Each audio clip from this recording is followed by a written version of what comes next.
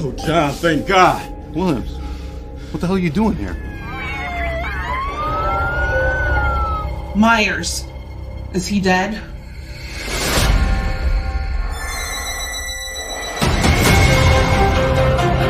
Myers has zero emotion. He has no motives. If he sees, he kills.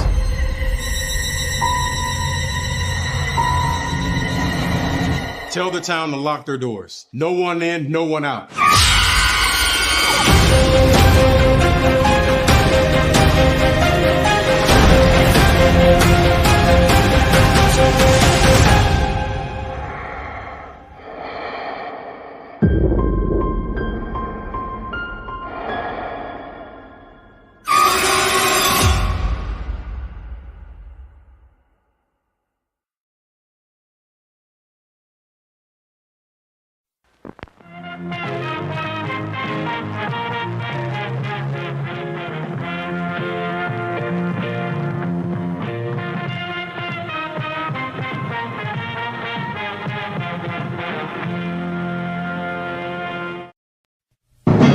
The Jeff Meacham Network's Multiverse of Media.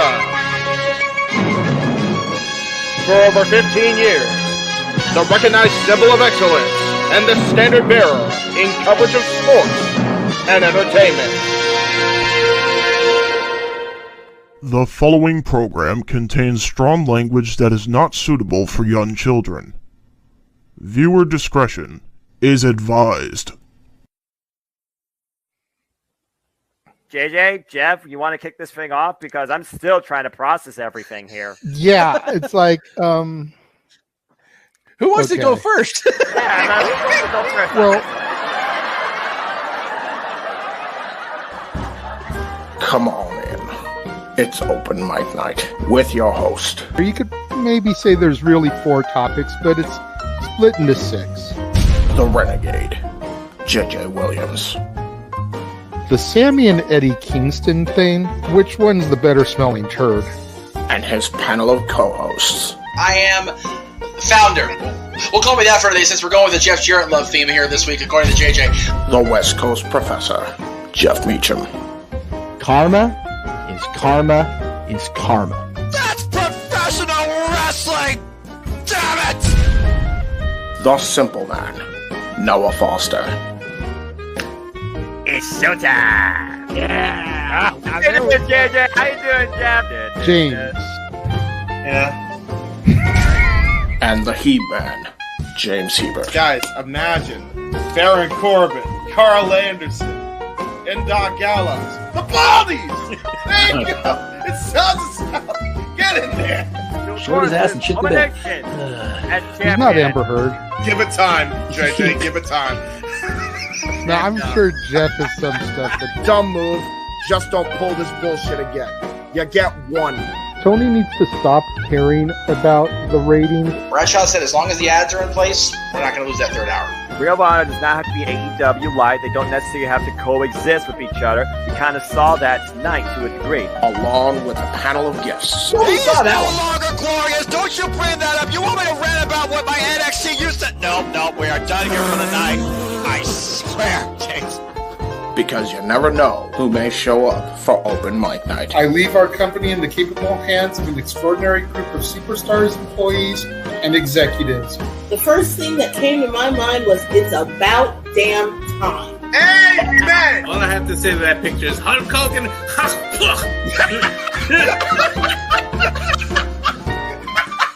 Peyton's new thing is Dennis the Menace, but it's funny because she calls it Dentist the Medicine. That's great. When Elliot Taylor came out and did Born for Greatness live, I was popping my pussy, having a great time. I didn't care. I was having so much fun. Sit back, relax, and enjoy the show. Fuck Bill Belichick. We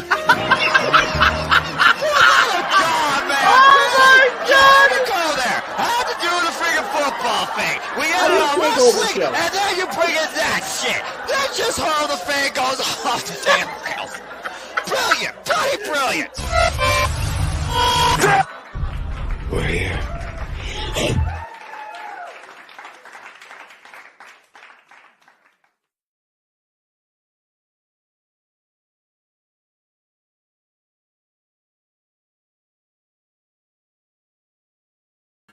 Jeff, you're muted.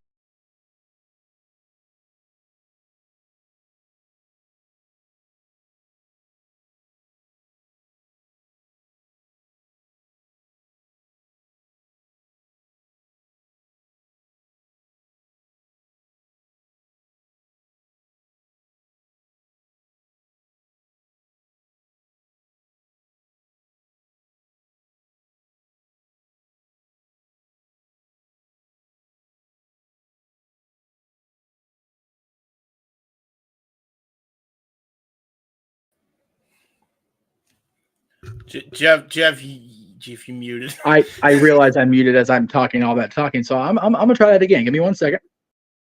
Hi everyone, welcome to Mike Night.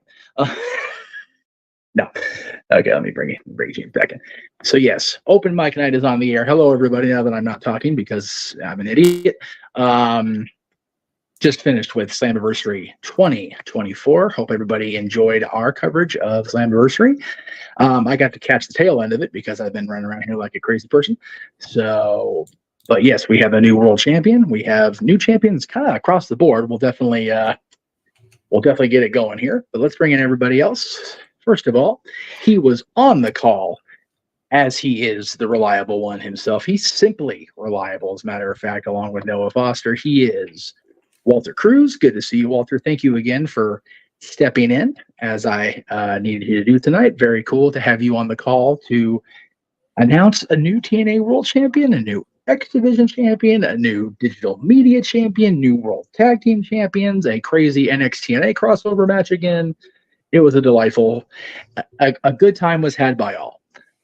And I don't think I can be as happy as you are. I know you got to be so happy for the friend of the channel to be the champ. I mean, I'm happy for Nick, but I'm bummed it's not Frankie. I'm not going to lie.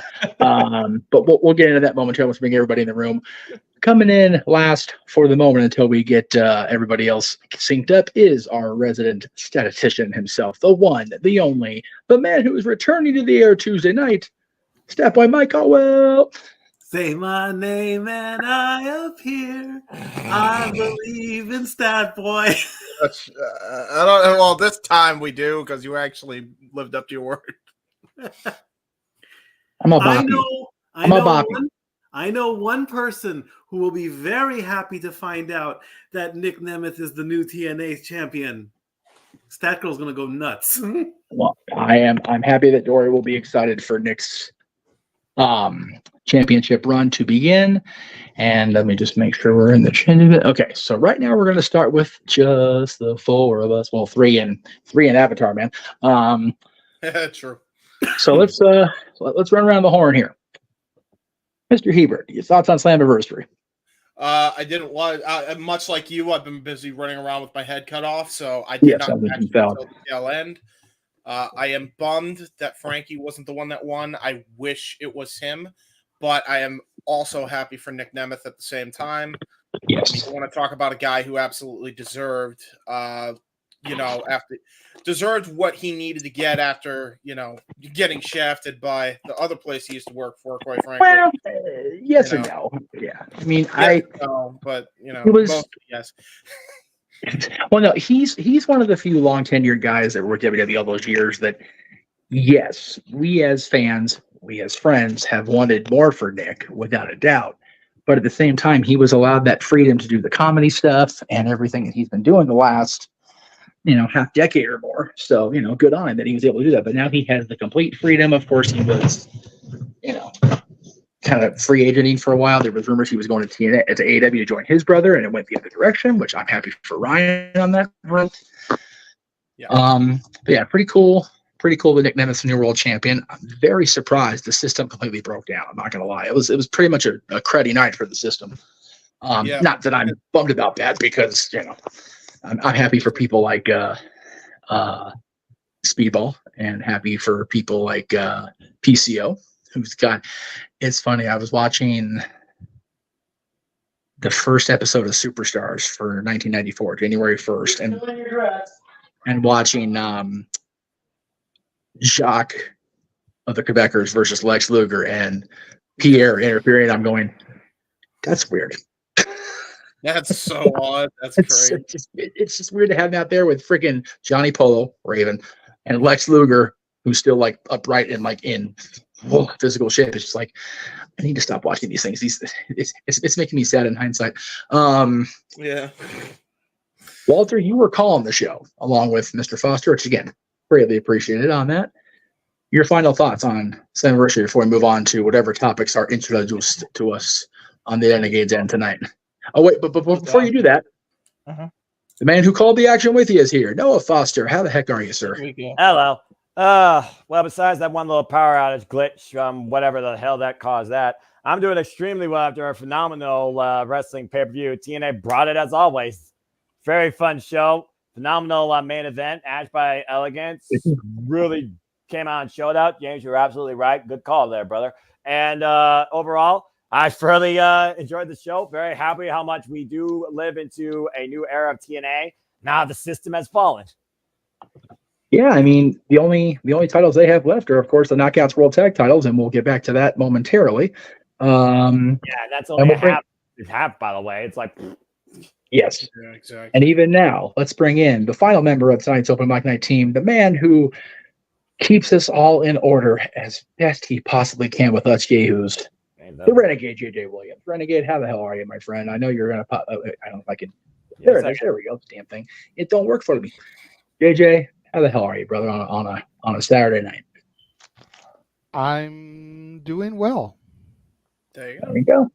Appreciate you. It was a good show. It was a good call. I was able to find a stream so I could keep a little bit up with the action a little bit. But of course, heavy delay. I think I was about 2 minutes behind them.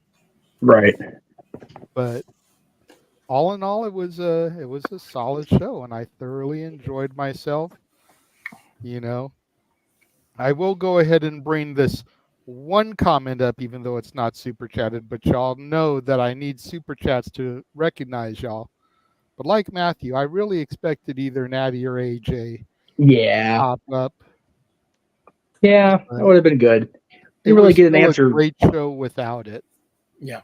We had the Rascals together again against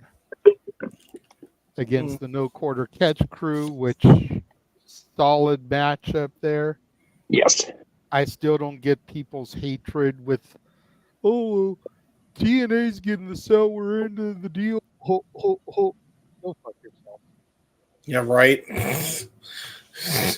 Like, this was a hell of a show. Damn right. And NXT's presence, I honestly don't. Yeah, it added to it, and I don't think that them being there took anything away from TNA. No. It would have been a good show without that match. It was a better show because of that match. I agree. Mikey, I kind of cut away from you to introduce Noah and JJ back in, but I wanted to, obviously you didn't get to watch. You know you were going to be here tonight because your schedule was not properly assessed. What are your thoughts? We've got Nick Nemeth, the former Dolph Ziggler, as the new TNA champion.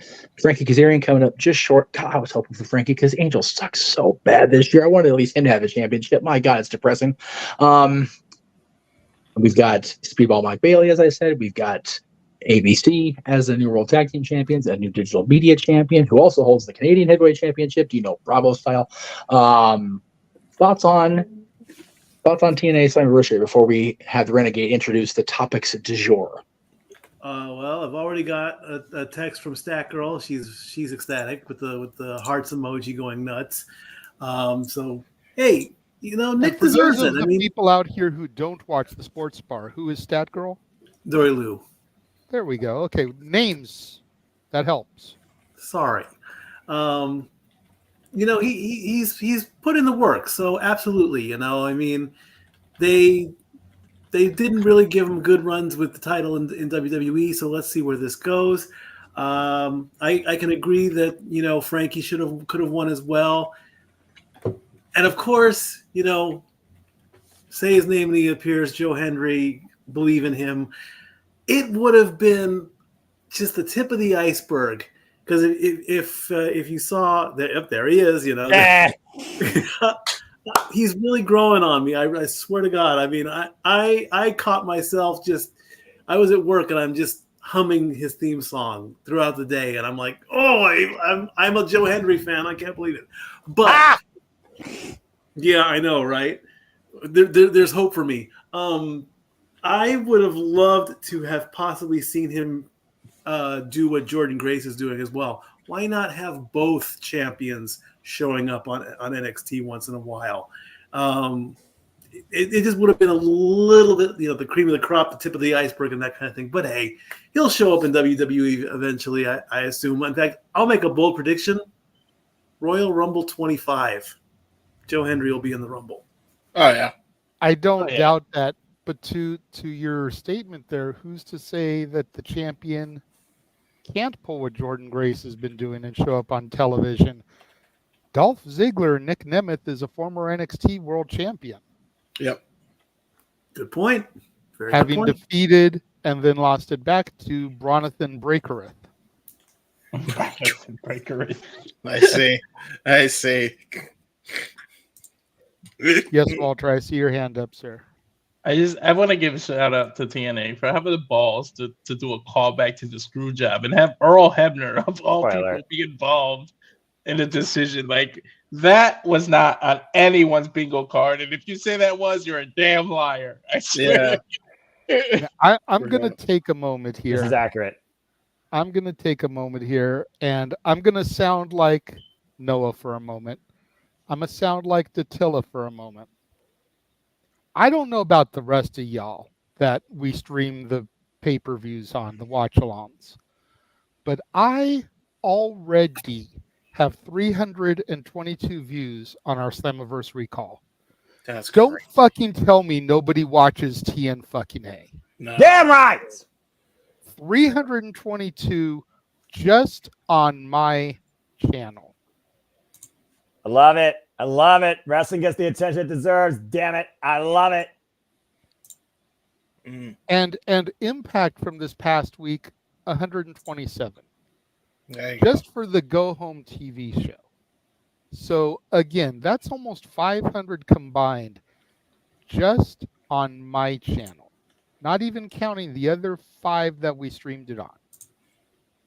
Don't tell me nobody knows what the fuck TNA is. Right.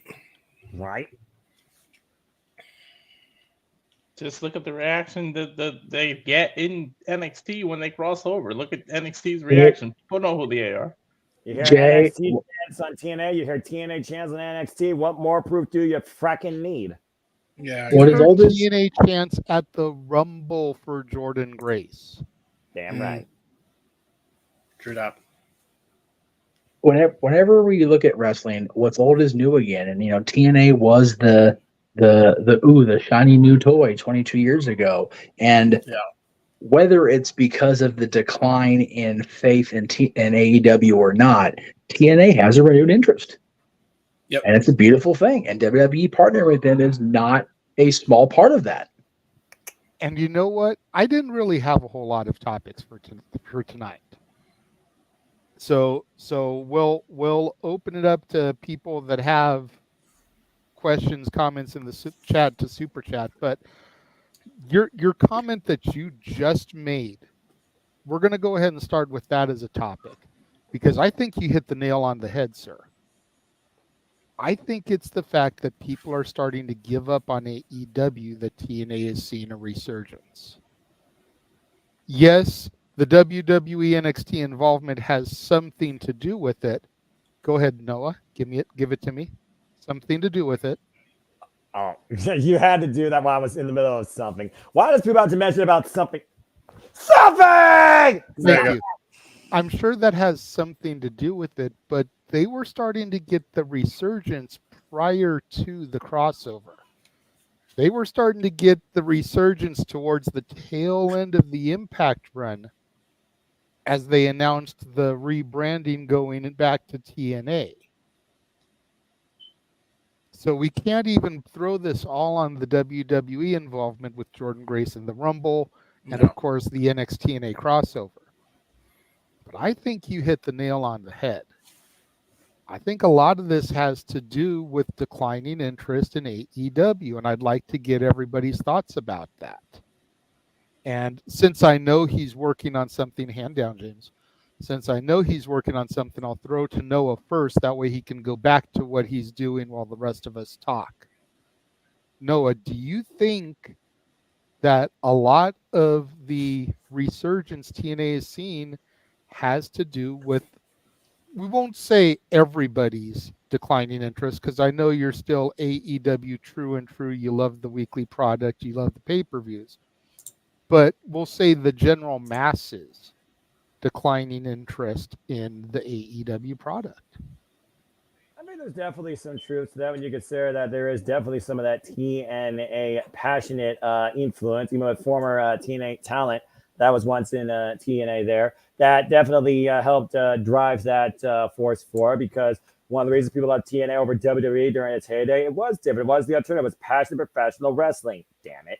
And AEW meant to try and be that, try to be even another alternative in the early going. It did feel like that. So much hype potential, and then you got into where we are because of Twitter twats and dipshit politicking, but that's a whole different conversation.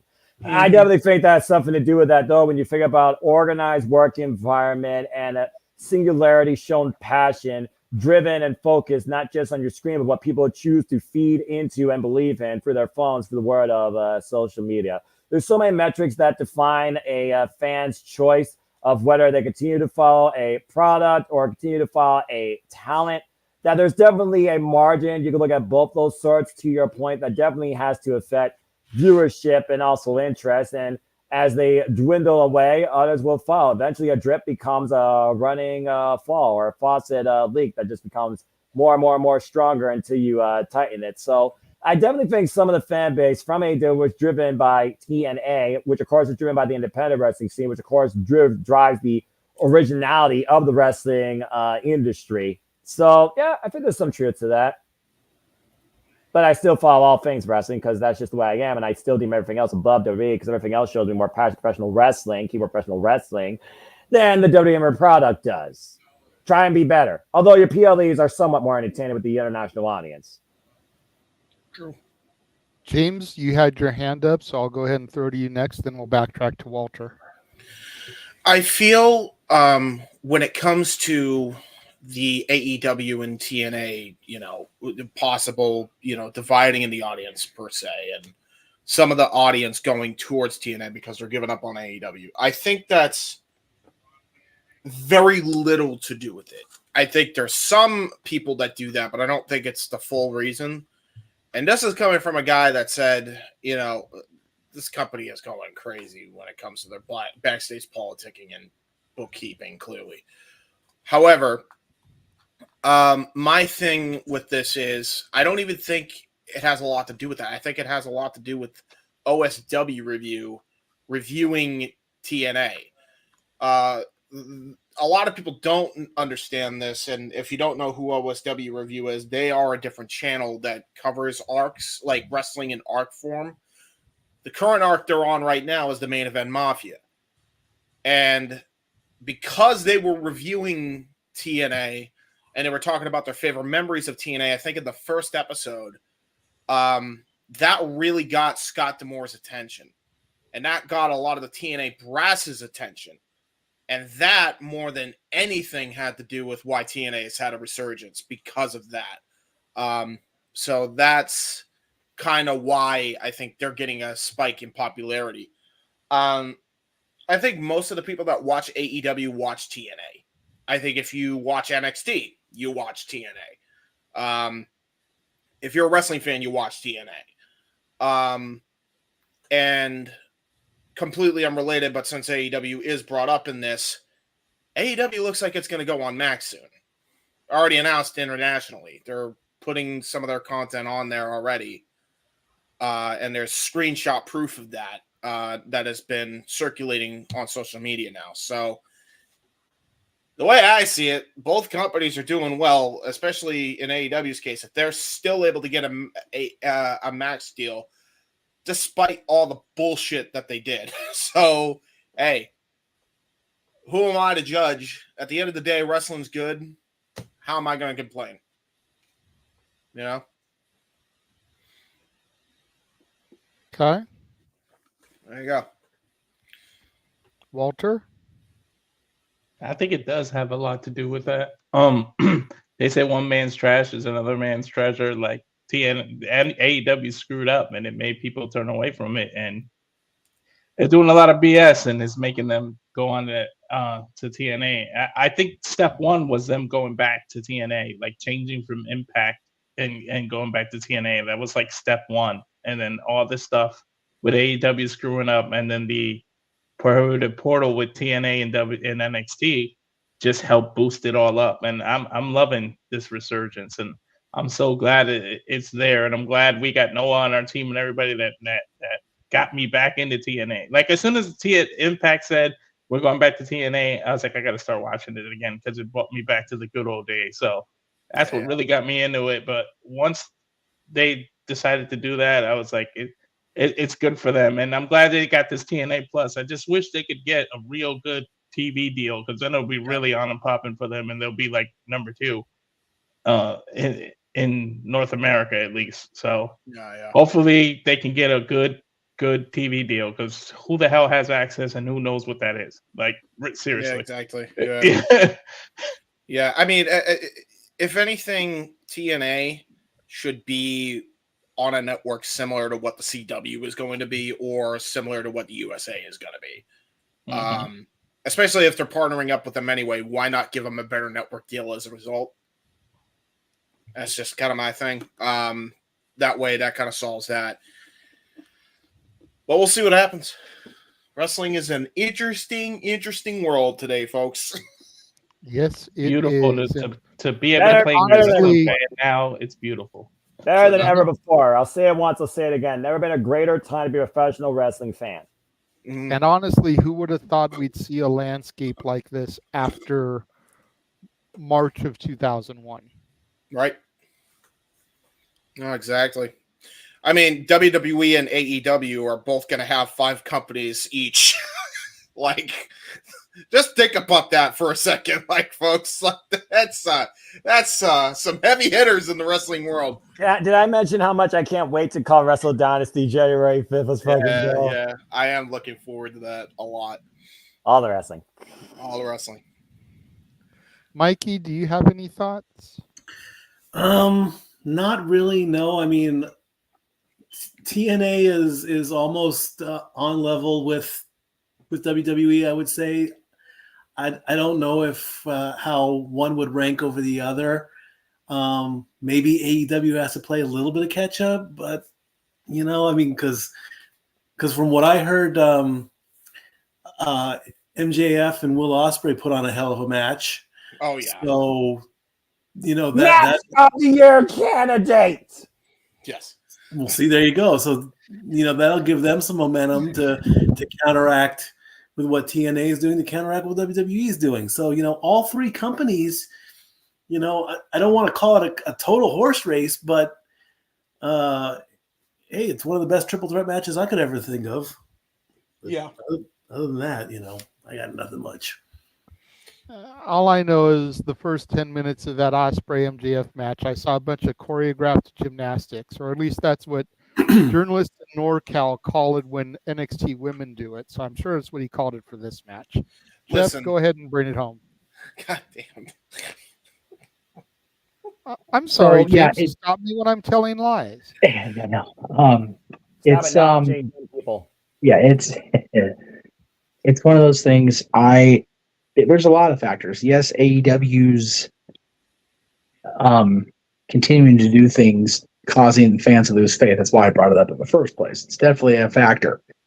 You know, the name change was definitely crucial to TNA's resurgence. People associate the name of the company being Impact Wrestling as the era post Hogan. as the era that Bruce Pritchard was in charge of creative, and there are polarizing thoughts on Brother Love, no doubt about that. Remember, it was Bruce Pritchard himself that said the name TNA was dead.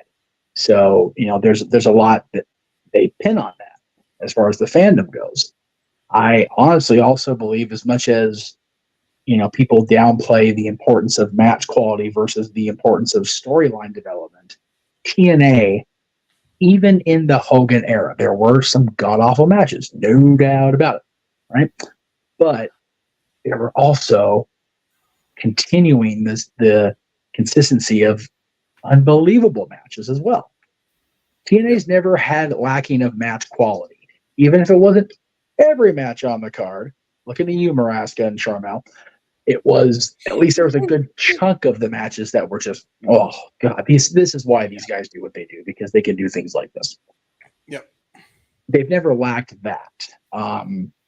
But I feel like they had dug themselves into such a hole in the post-Spike era that it was, most wrestling fans, we all six of us in here can attest to this. We all are guilty of it in one way or another.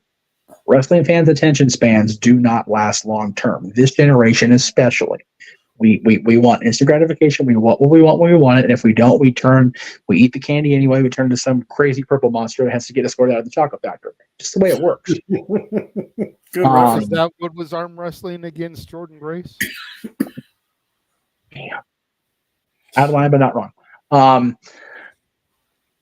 But now it's more of, I think that wrestling fans want, even as amazing as WWE has become in the last 2.5, 3 years, there will always be that fan that refuses to outright cheer for, root for WWE.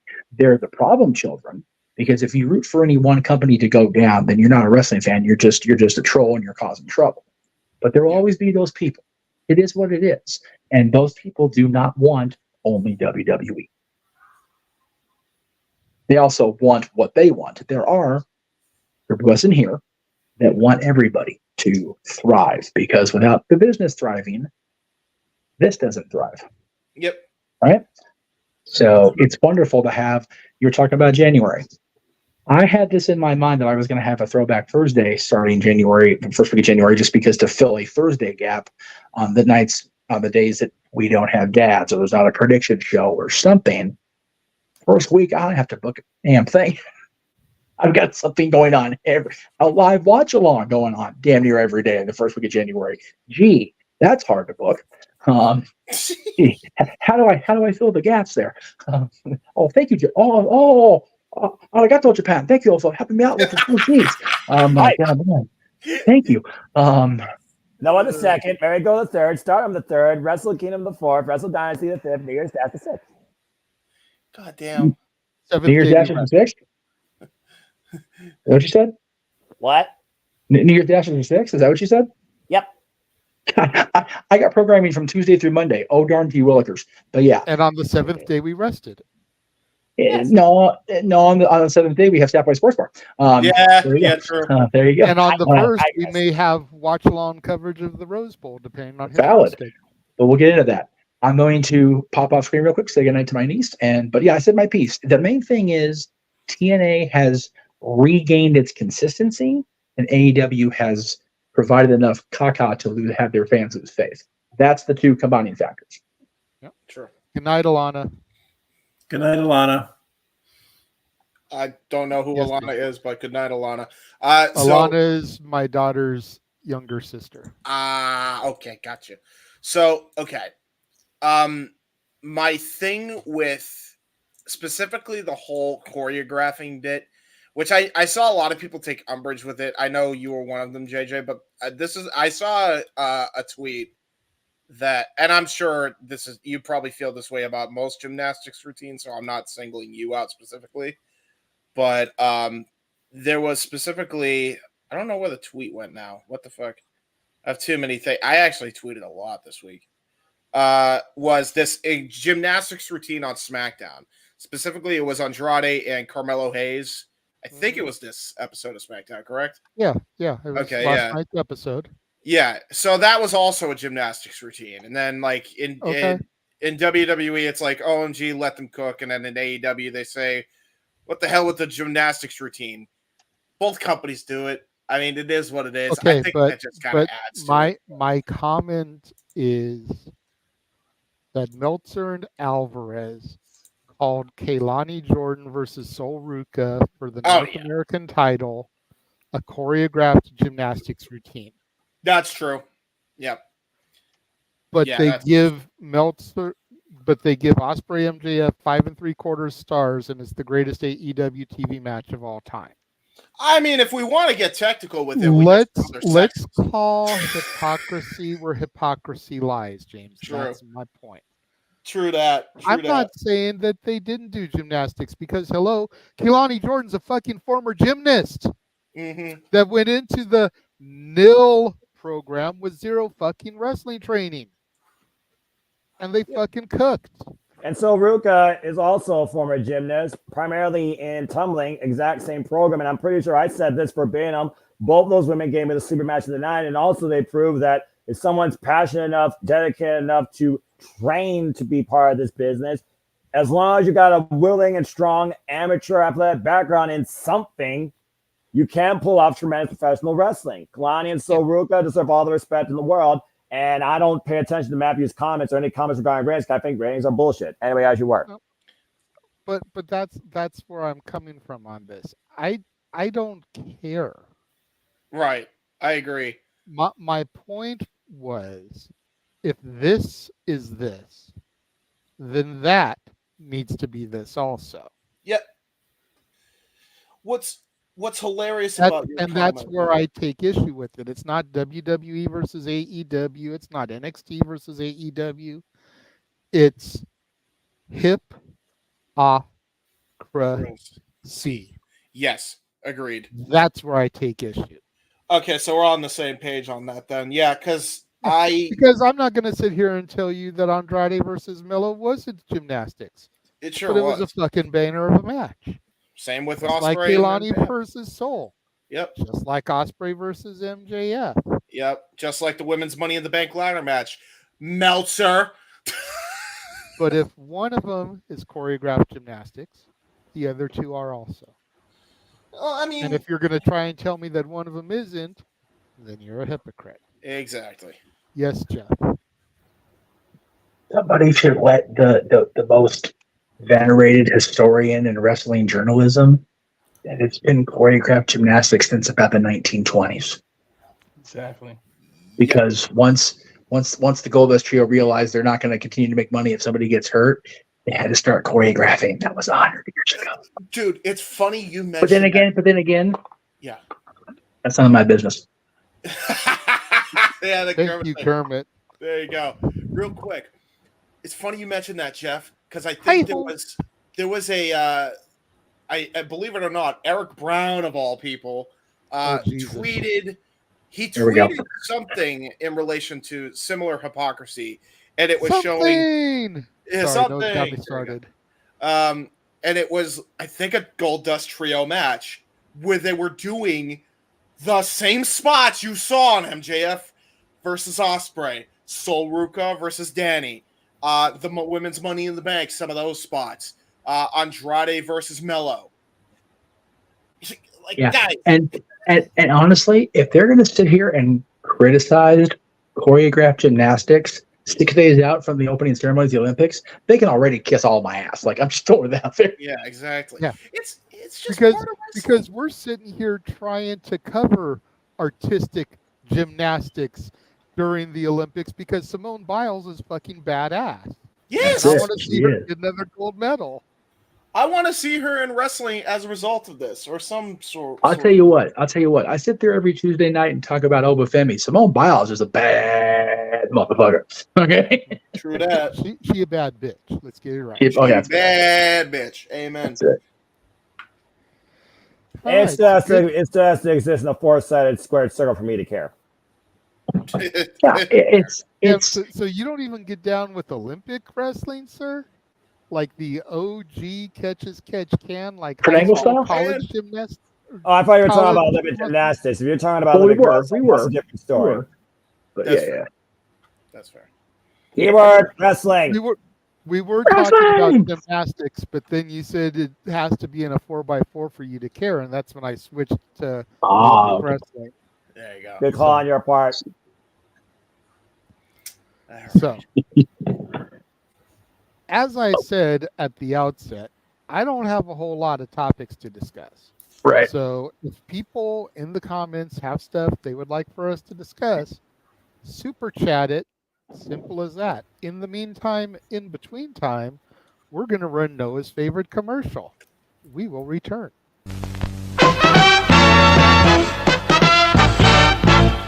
And now, preview time. So let's take a look at what's coming your way.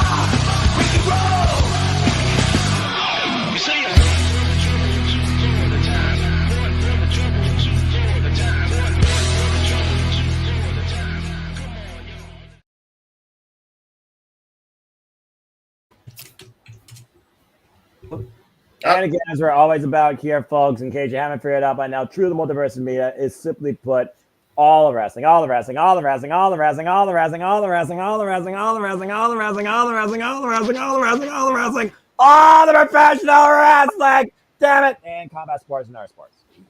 Combat sports and contact sports. Yeah. Yeah. Yeah. What he said. See, senor. Even the chat room is like all the wrestling, all the wrestling. Wrestling! Oil wrestling. True. Wait, what'd And you we say? no longer digress. We stopped digressing a long time ago. What'd you say, Stat Boy? I said oil wrestling. What? Oil wrestling. Don't bring us back to the bad attitude diva days. For real, we're done with the days of gravy bowl matches and shit, bro. Yeah, right? Ooh, I'm getting the evil eye from Noah Foster. Dang, that's a first. Just remember, Mikey, there's 3 people right now that can do this. Oh, no! That's true. Be good. That's true. Be good. Me? Be good? Yes. He don't know me very well, do he? I know you plenty well. That's why I'm telling you to fucking be good.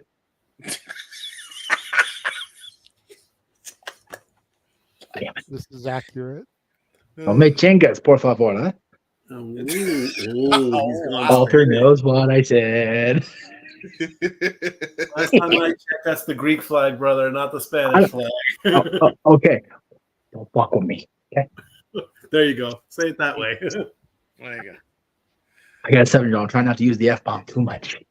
Jefton had his fill of Hogan's this week. He doesn't need anybody else that has ever been affiliated with one to piss him off. Yeah, I'm telling you right now, if Paul Hogan calls me tomorrow, I'll be like, nope, don't fuck me till Monday. Take a Crocodile Dundee shit out for. Nope. Leave me alone. Anyway. So Nick Hogan I and your damn saw driving James skills. put something in the private chat. Go ahead, James. You can bring that up. So, we said What we happened would was- wait. We said, yeah, what had happened was, we said, Lion. No, sadly, he's not. yeah. I know he's not, but we all know, Nah, especially anyone that's ever fucked with the Casa, if you begin a conversation with what happened was, you lying. Yeah, right. So we said we would wait on the Stephanie Valkyrie stuff before and basically say what we know now is this. JJ and I did a pretty good breakdown of what was one of the reasons. We now know the other reason why she essentially didn't sign with AEW. They done did the punk to her. And what I mean by that is they left her stranded at the fucking airport during Forbidden Door and did not provide her proper transportation. Did not have anything bad to say when it came to Mercedes or the Young Bucks, but it was strictly the travel agents. So, well, I mean, to be fair, she wants to leave the Mercedes Monet bashing. That's JJ's gimmick. She doesn't want to gimmick infringe on JJ. To be fair, that's true. So, that's true. That's true. But I say that in all seriousness because I think there is mutual respect between the two since their New Japan Strong match the first time they fought. Yeah, whatever you think of the former Sasha Banks, her and Stephanie had a couple of good matches. Yeah, damn so, right. I mean, it just sucks because to know that was one of the reasons is absurd to me. But now we know also that CMLL was probably part of the reason as well. Well, but again, transportation with AEW in another country. Yeah. Right, Phil? Yep. Now, granted, he chuckled it off when he was talking with Ariel Helwani about he just took the freaking public transit and had a great old time. People on the whatever it was in England. It's like whatever, I don't care. You've been more of a big deal than it was to me. But the fact that you've now got somebody who could have been such a major boost for that women's division, making the same complaint of the person that they had no business having anything overlooked on in CM Punk. Now happened to Stephanie Valkyrie too. It's like, okay, so it's not just main event guys. It's everybody that could have a positive influence on the overall company. Cool, got it. It does sound, and JJ has made this point. I think everybody here has made this point. Their whole damn infrastructure is completely fucking disorganized. It's horrific. It can't be this bad. Put somebody who's barely qualified to work in the mail room as an EVP, your company is going to fail.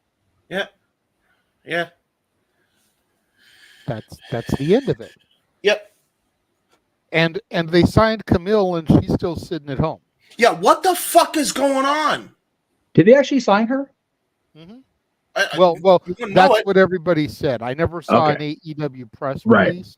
Right. But respected journalists said that she put pen to paper. Well, no, I wasn't trying to incite the journalism argument. I just didn't know if that actually been announced because I've been out of the loop the last few weeks. So.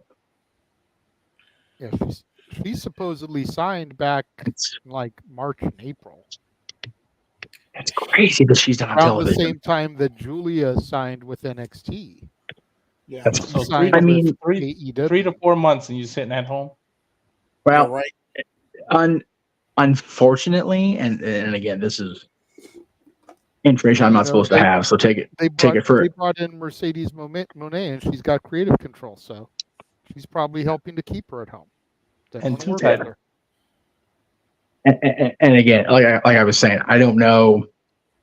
I'm not supposed to have the information, so take it for what it's worth from the source I'm not allowed to name, and that's just unfortunately the way it is. I've been told that Camille's attitude is kind of caca from people that have worked with her directly, so that could be part of it too. I don't know, but because she has God-gifted ability and is a major fucking star, that's a problem. Well, but everything I ever saw her at NWA, I was like, how is she not with one of the big two right now? Because TNA hadn't resurged yet. It's like, how is she not under contract? I said it the entire time. The minute I saw her at NWA 70, we were on the call, Noah. It was like, actually, I take it back. No, we weren't. I take that back. Wait, we haven't started doing that yet. We went back and called it later though, but I saw her. It's like, man, she's got star all over her. Yes. And granted, I am ecstatic for Britt Baker that she's back, especially after hearing her discussion with Renee. Again, knowledge is a burden, but even I didn't know a lot of the stuff that was said in the interview with Renee. So I'm grateful that an acquaintance, somebody that I've come to respect enormously, came out of a very horrible situation. Yep. That's why I had to do that during AEW Dynamite 250 during the during Mercedes Moné and Nyla Rose match, because it deserved that much attention. But you had the opportunity to build a division around her, and you kind of did, but then you didn't. You had the opportunity with Jade Chung. Not Jade Chung. God, I'm so tired. Jade Cargill. I saw Jade Chung's face during TNA, so whatever. Well, that's right. She's the ring announcer, and we're all exhausted, so I get it. Love Jade, and Jade Chung's an old pal. We love some Jade Chung out here in SoCal. We missed her too. But in Jade Cargill, but again, you just let her be there and be TBS girl until you ran through everybody, essentially killing the entire division along the way, by the way. Yep. And then let her get away without making her world champion. I hate that we keep turning this damn show into an AEW bash session and the Meltzer pile on. It chaps my ass. It just happens. Yeah. But yeah, I will go ahead and go on record to say, and I'm sure even Walter will agree, and he's her other biggest supporter, Jade still is nowhere near ready to be world champion. No. Having her cash in the TBS title for option C would have made for a good moment. Yeah. She's not ready to be champion. No. I think at that point she would have been ready to be AEW world champion. Yeah. And I only say that honestly. By the time she had her run going, the world title had become Mike Awesome as ECW champion compared to RVD as TV champion. Yep. Was she talent level main event? No, not yet. But the presence was there, without a doubt. I can't even tell you off the top of my head right now who was AEW Women's World Champion at the time she dropped it to Stat. Couldn't tell you off the top of my head right now. Jamie Hayter, I think. And that's how well they've booked Jamie. So there you go. It was also the night that she was last seen AEW television since her injury, and when she lost the title due to that freaking bombardment by the Outcast. You are right, by the way, JJ. Good job. Also respect Jamie Hayter, damn it. Yeah. And again, I bring it up because Stephanie is such a world-class talent. We have seen that now very, very clearly. And how you treat your CMLL partnered wrestler like that is just fucking absurd to me. It's just fucking absurd. Sorry. So try to turn the volume down. We're gonna have the F-bombs. I gotta turn the volume down. Especially in another country where you don't know things. Like, at least if you were in America, you will know taxi stands and Uber and all that. You're in a whole other country. This is a different ball game. Yeah, exactly. It's just silly that these people that, at least from what we see, are decent human beings, have a plethora of talent, just can't seem to overcome this unnecessary, still existing political culture, and in at least in this company, in AEW. I can't, I don't speak on the other companies because I don't have the insight that is basically just blatantly given to us on social media like AEW does. Yep. They don't have to try very hard to let us see how poorly exposed their flaws are. They throw it out there. But with in Stephanie's case, what I'm trying to bring it back into the actual topic that James brought up, Stephanie's talent level is clearly there. Like I said, people were just overlooking her because she wasn't Mercedes Moné, and Mercedes Moné has been the most hyped female talent that, at least in terms of her AEW run, nowhere near deserves it yet. She's had 5 matches, 6. To the point where she stole Bret Hart's phrase. She flipped it a little, but she stole it. She botched it. Well, but again, that was designed to be done in Canada to draw the heat, and it worked. I'm sure that was done by design, but yeah, she did flub it up, so it is what it is. But Stephanie had all the talent and none of the hype behind her, except, ooh, she's a shiny new thing and hasn't been here before. But she's going up against our girls, so we're not going to give her any actual legitimate chance in the press or in the build up to the match. There is no way Mercedes was going to drop her championship that quickly, nor seize the opportunity to gain a title she never should have had to not win in the first place because of an injury. That was never going to be the option that they went with.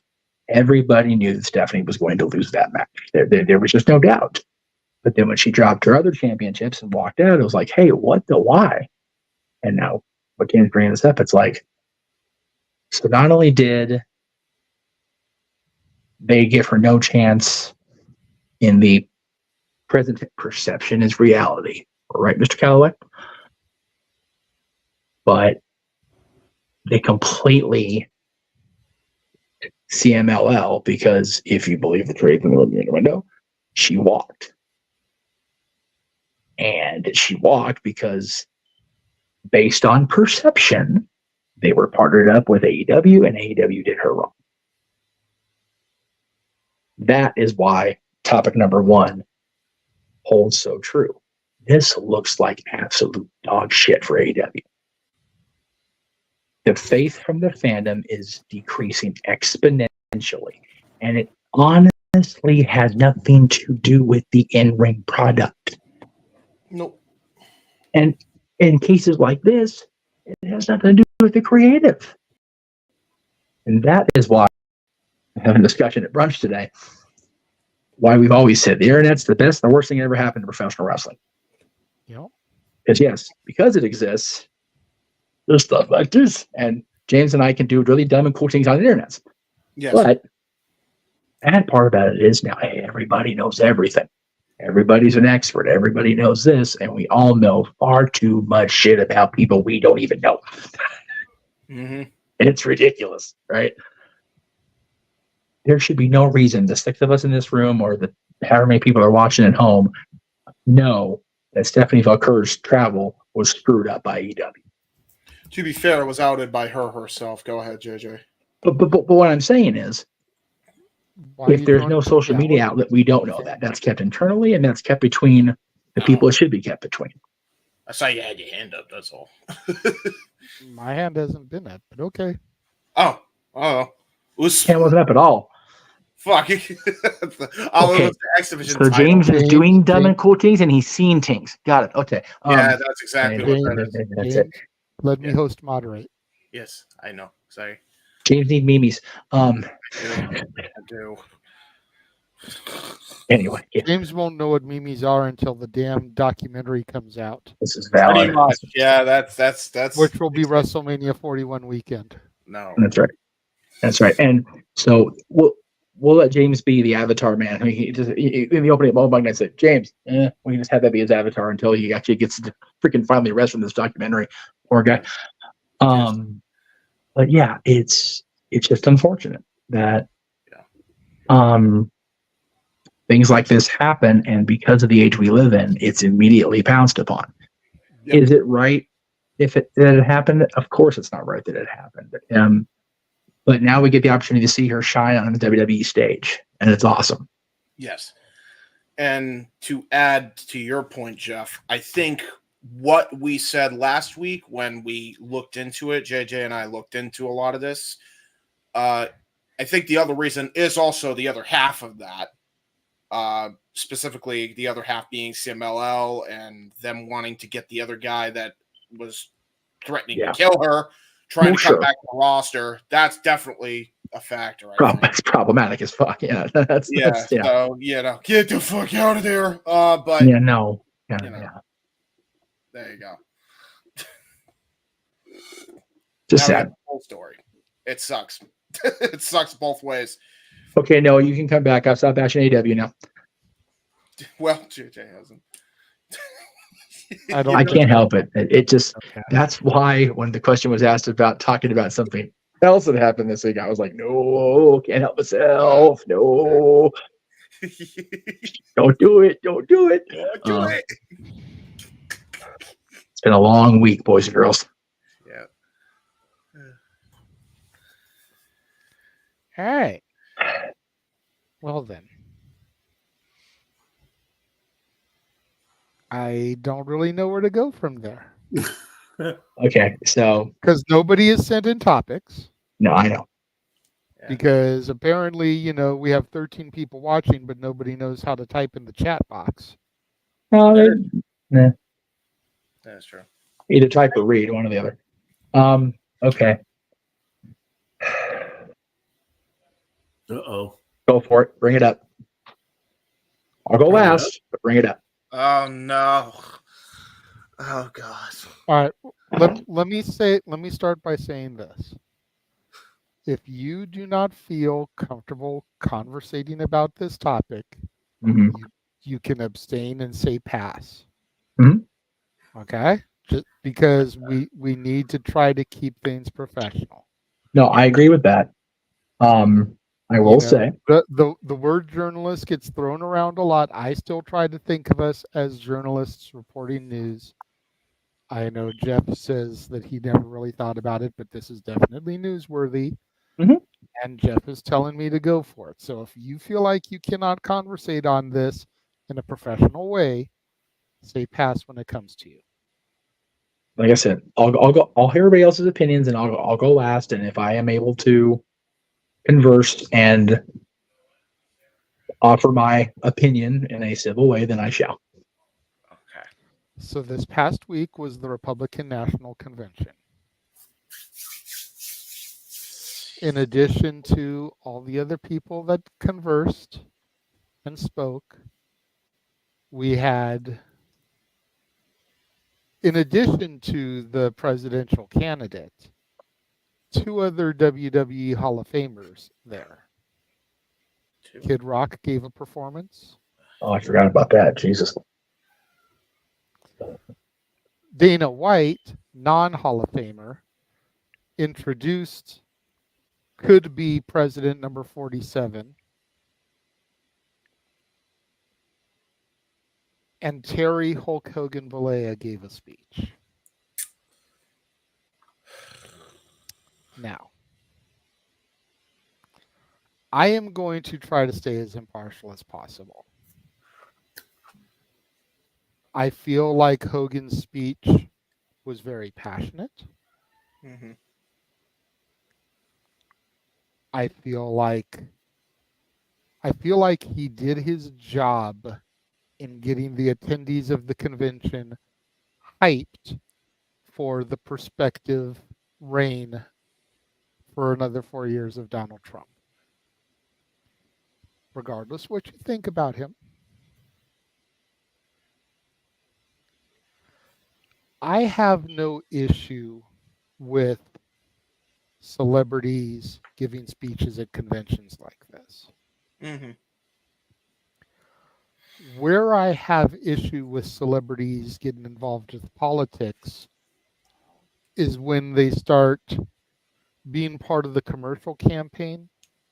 Yep. And when they go out away from the conventions on like the late night talk shows giving speeches. I yearn for the days like the Rock the Vote campaign back in the early 90s, where musicians would get out there and just tell you to vote and make your voice heard. Yep. Not sit there and try to tell you who you should vote for, why you should vote for, and call you an idiot if you voted the other way. Thank you. Yeah. I distinctly remember, and I can't remember if it was the 2016 or 2020 election, but I distinctly remember the campaign and the actors from the MCU campaigning for the opposition of Trump, whether it was Clinton or Biden. And I distinctly remember Robert Downey Jr. telling the people that if you vote for this man to go into the White House or to stay in the White House, you are an idiot.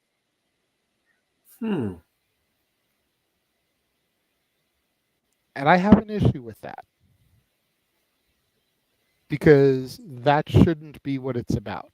You should just be encouraging people to go and vote. Yep. Hold on, let me finish. You said you wanted to wait till the end and you're raising your hand. And you're muted on top of that. No, I understand that. I was asking because I don't remember the commercial, so I'm trying to gain context. Did they all appear together? Together individually. Okay. If that makes sense. Like they were all in the commercial together, but they would like cut to the individual people. Okay. So the implication was the stars of the MCU are campaigning for the opposition to Donald Trump, basically. Yeah. Okay. Yeah. Which means if they're all together as the Marvel actors, then that reflects on the parent company too, which is bad business. Continue. Yes. I want to say it was the 2016 election, but I can't be positive because I also remember RDJ making a comment about, how Ruffalo will show his ass to try to get people to vote the way that they wanted them to vote. And then in Thor Ragnarok, we got the naked Hulk ass scene. So it was like their way of making good on it without actually showing Ruffalo's ass. But in any event, I am not going to sit here and openly criticize Hulk for giving the speech that he gave because it was in the confines of the convention. And within such confines, he did what he was there to do. Yep. I know there's a lot of people out there that take issue with Hulk speaking on Trump's behalf.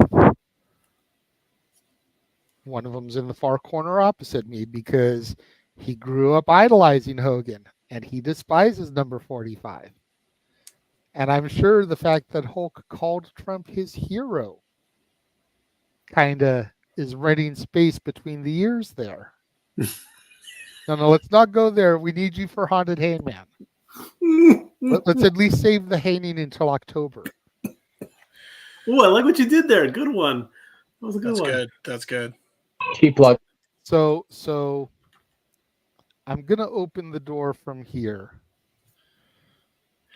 Does anybody, and we can go show of hands rather than going around the room. That way you don't even have to say pass. Does anybody have anything they would like to say or add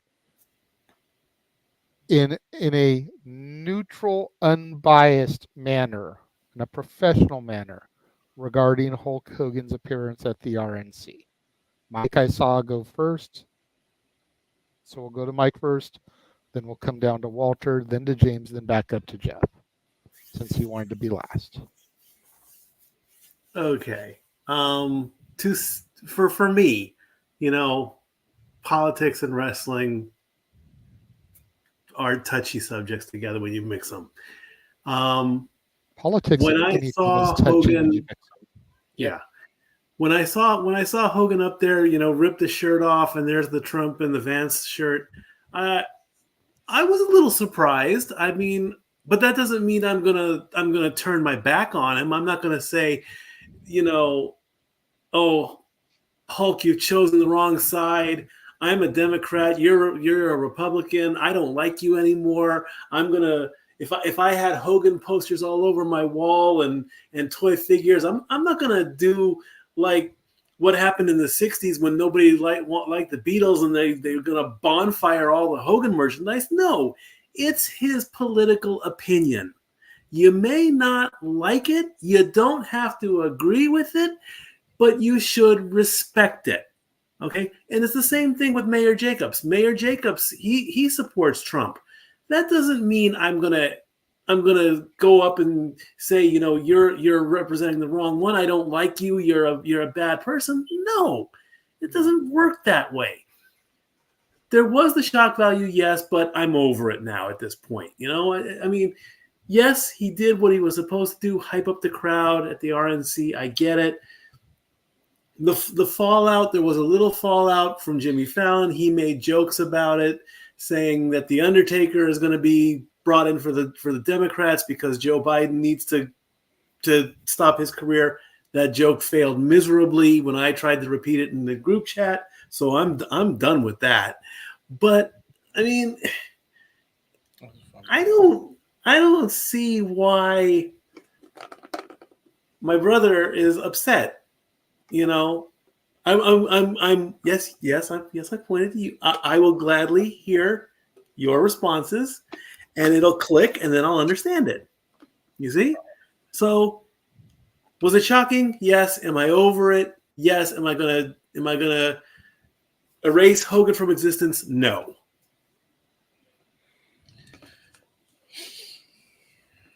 Okay, Walter. Yeah, I was shocked too, but I'm not so mad because it's their political right to vote for who they want to vote for and endorse who they want to endorse. Doesn't make you a bad or a good guy. I may not agree with him, and I don't like, 45 and everything, but that doesn't mean I'm going to stop liking the celebrities that like him. It's okay. I have You can friends. say his name. I'm not going to fire you if you use his name. Joe Henry?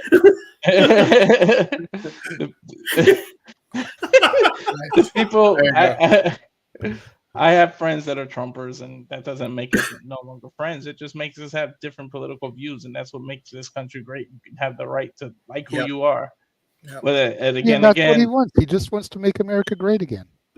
Oh my God! Yeah, good luck. It's just I that couldn't resist it, James. I mean, I know.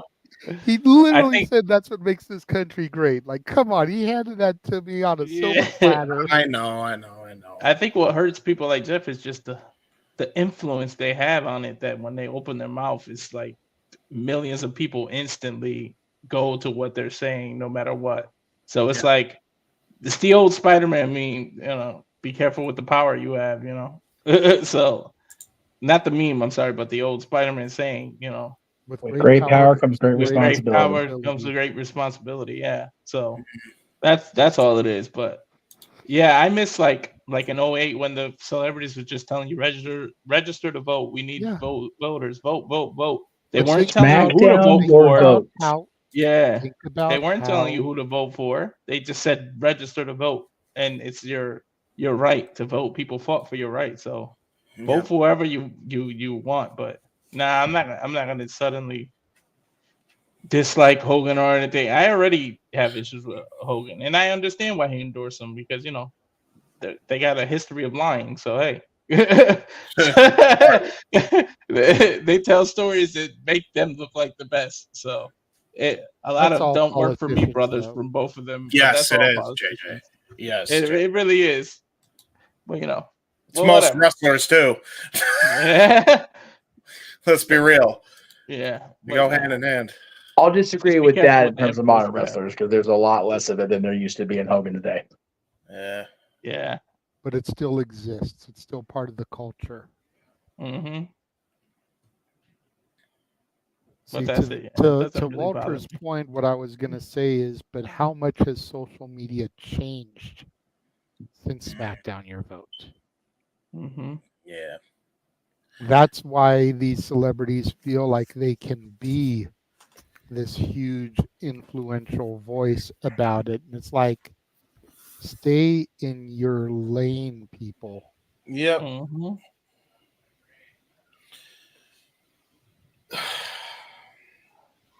I guess I'm next. Go ahead, James. Oh boy. Okay, so here's how I see this. And in order to talk about this, you have to talk about what happened the week prior. But I wanted to, but I figured I'd save it. I'll be the one to break it out. For those who don't know, President Trump got shot in the ear. He was like millimeters away from being shot. And should I make the joke again, Jeff? The joke? The joke? Yeah. Okay, so last week on the show, Jeff made the comment about him. The assassination attempt was made, and he was like 3 inches to the one way, and he would have been gone. And I made the Charlie Conway joke from the first X movie. He's like, yeah, 3 inches the other way, you would have missed completely. I was gonna say too soon. My dad actually just you should know you lived in the Casa. It is never too fucking soon. My dad came in here and he said there's easier ways to get your ear pierced. I agree. So there's that. Yeah, that was pretty wrong. That was a pretty good line. Now, listen. As much as we're joking about it, it's a lot of gallows humor. But even though he did not succeed in getting killed, he miraculously survived. Somebody unfortunately did die. And the way you phrased that just popped me. He didn't succeed in getting killed. that was kind of the fuck out of me. I'm just saying. Okay. You know what I'm trying to say? And then he made the comment about gallows humor, so it's like gallows boys on top. Gallows humor, not gallus. That's what we need to have Noah join Chase you. Gallus you. Gallus. Jesus. Now listen. He didn't get killed, but somebody did, unfortunately, in the Republican Party. I hate that. And if you know the story, I could give a fuck if he was a Republican or Democrat. He was a father, first and foremost. And he died doing the most heroic thing a person in his position could have done, and that was protect his fucking family. He took that bullet to let them survive, and that sucks. So, like, this is why it's like Exhibit A of why I don't fucking get involved with politics, because it just makes so many people with such insane warped mental states go to this fucking level that I don't want a fucking thing to do with it. If you want to, that's more power to you. I'm not going to judge you either way on it. Whatever. If Hoke fucking likes, and Hoke and Dana like fucking Trump, cool. If Kid Rock wants to take a golden turd for fucking Donald Trump, cool. If fucking Taker does come out for fucking Biden, cool. The way I see it is, and I've never shared my whole discourse before publicly, but I'll fucking do it here because fuck it. I think it's all a crock of shit, different sides on the same crap. Truthfully. It's different sides on the same crap.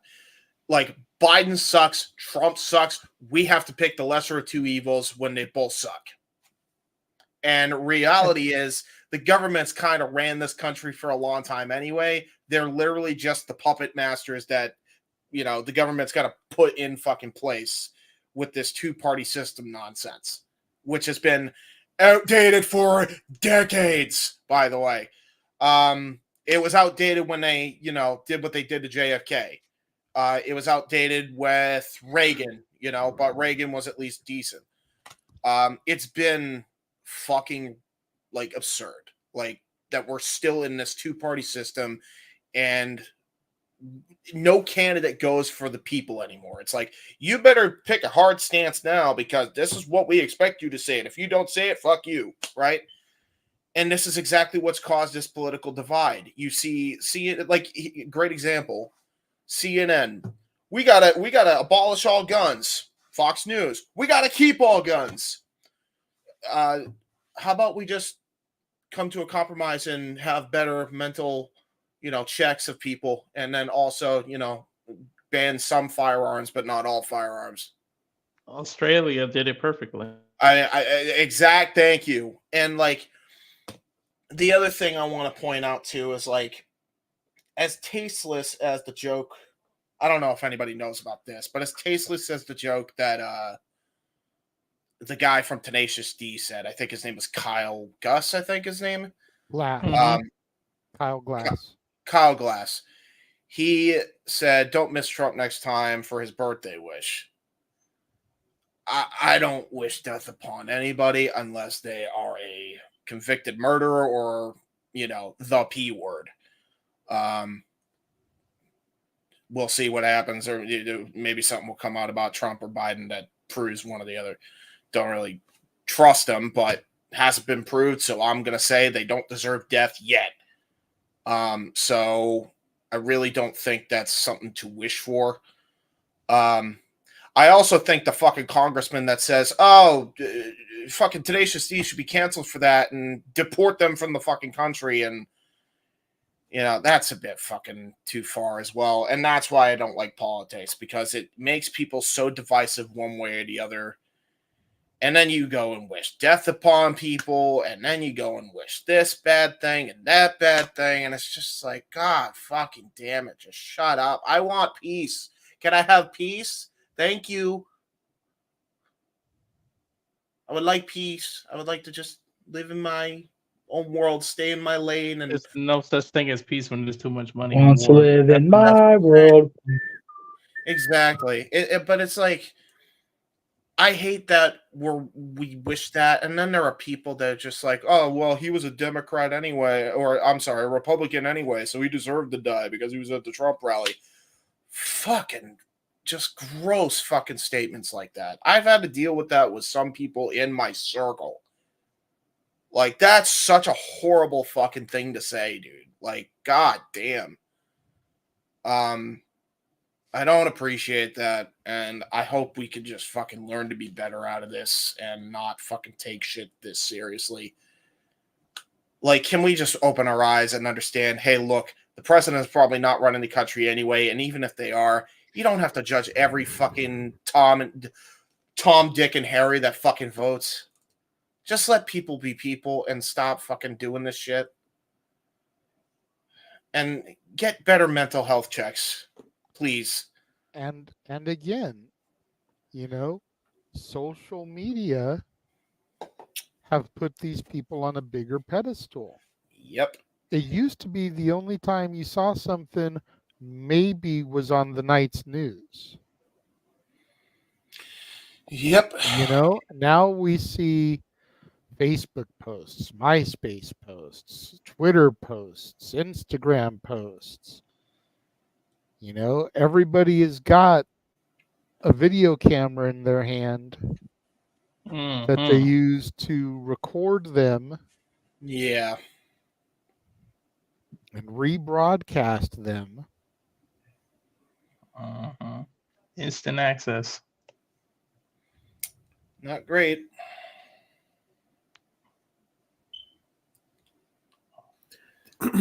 Just to clarify, I wasn't saying that the Undertaker was a Democrat. No, I know. The Undertaker isn't going to appear. The joke was that I know Joe Biden's chance at being the president in the next term is dead, so we should call the Undertaker to confirm it. Oh, that's fun. That's actually a double-layer joke. That's funny. Yeah, and that's actually pretty good. And that's what Fallon said in his monologue, and then I tried to share it as news in our group chat, and it just bombed. Because apparently I can't type what I hear and get the joke right. So no, it's not bad. Only Mansfield can do that. What was it, Jeff? He drove Jeff out of the no DQ chat with that. Go ahead, Jeff. So no. What? Let me host moderate, James. Go ahead, Jeff. I appreciate that, James, but no, I was just going to point out to Mikey that wasn't news. Should have been reported as news. If you want to try to report that as news, email Aaron. He reports shit like that like news. Yep, that was a shot. Nope, I don't care. Anyway, it's whatever. I've been telling him for 20 years. Anyway, okay. So I'm not going to pass because I will keep myself civil and professional. A lot of factors to think about. First of all, who hosted the WrestleManias, or at least two of them, where Hogan was the guy on top of the world? That would be Donald Trump, WrestleMania 4 and 5. Yeah, WrestleMania is 4 and 5, and I appreciate that comment. And the reason I initially put a hard no on talking about this is because in the moment it was brought up, I was still so viscerally angry about it. I was having a bad day as it was, that I felt that I couldn't remain civil. It's been a couple of days. It is what it is. My issue with Hulk's appearance on Thursday night was much what JJ said. Nobody's staying neutral anymore. Nope. The Smackdown Your Vote campaign was about The Rock and Linda McMahon and people going out to both conventions and speaking and encouraging the vote, not the party. Yep. As far as the party divide or whatever you want to call it, I have registered as one side for many years, my entire voting life. But it's no longer about one side or the other.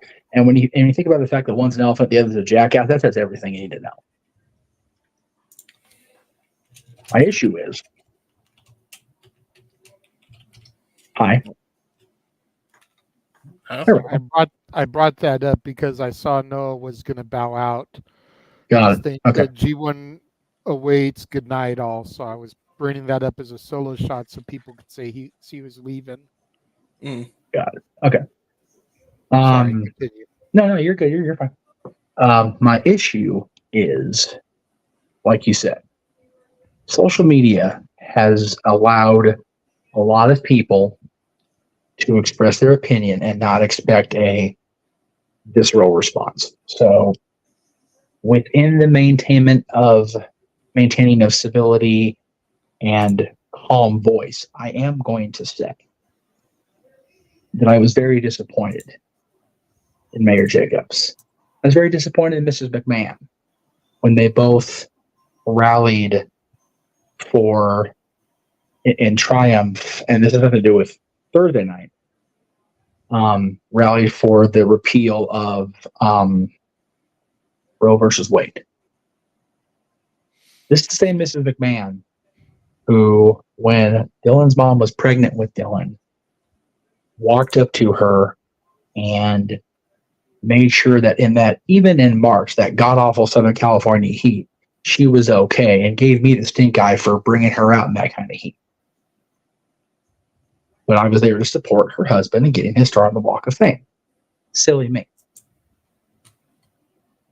Disappointed in Mayor Jacobs, mainly because the verbiage to state that you are okay in being okay with the repeal of Roe versus Wade is you're okay with rights being taken from a specific section of individuals. Yeah. I have a problem with that. I have a severe problem with that, as a matter of fact. I also have a problem with whatever they're calling that doctrine this week. I know it is Project 2025. I have a severe problem with that going into effect if the side that's advocating for it takes office. Yep. Severe problem with that. There are a lot of people in the general community, the wrestling community, political community, that are not fans of Terry Bollea. They're not fans of Hulk Hogan. They have taken this opportunity and just lit everything up like a Christmas tree. I'm very surprised I've had wrestling friends not come at me and go, see? I'm disappointed that a choice was made by somebody that whatever else he's done to or for anybody else, anytime I've ever interacted with him, he's always done right by me and mine. And I would not be sitting here on this love seat with my own logo above my head if it wasn't for me seeing him on television 34 years ago.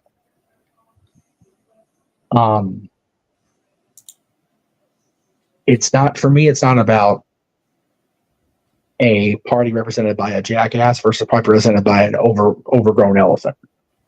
Yep. It's about a man who has served his country for decades, but is clearly, at least perception, my perception is that he is no longer physically or mentally able to perform the responsibilities of the job he is currently maintaining. That's on one side. On the other side, you have a man who has been proven to have a filter that only will serve strong, over-caffeinated black coffee with no filter going through it whatsoever. And he's been allowed to be this person his entire life. And again, never affected me personally. I was entertained by the events he hosted. Maybe not The Apprentice. It was kind of like whatever for me personally. But for all accounts and purposes, even if you take out the personal side of what a deplorable human being he is presented to be, he is, as of this moment, a convicted felon. Whatever sentence he's going to receive, however far this is going to be pursued, we are looking at the very distinct possibility, or at least we were until last weekend, of a individual being sworn in to the office of the United States presidency in an orange jumpsuit with his hand on the Bible in a cell.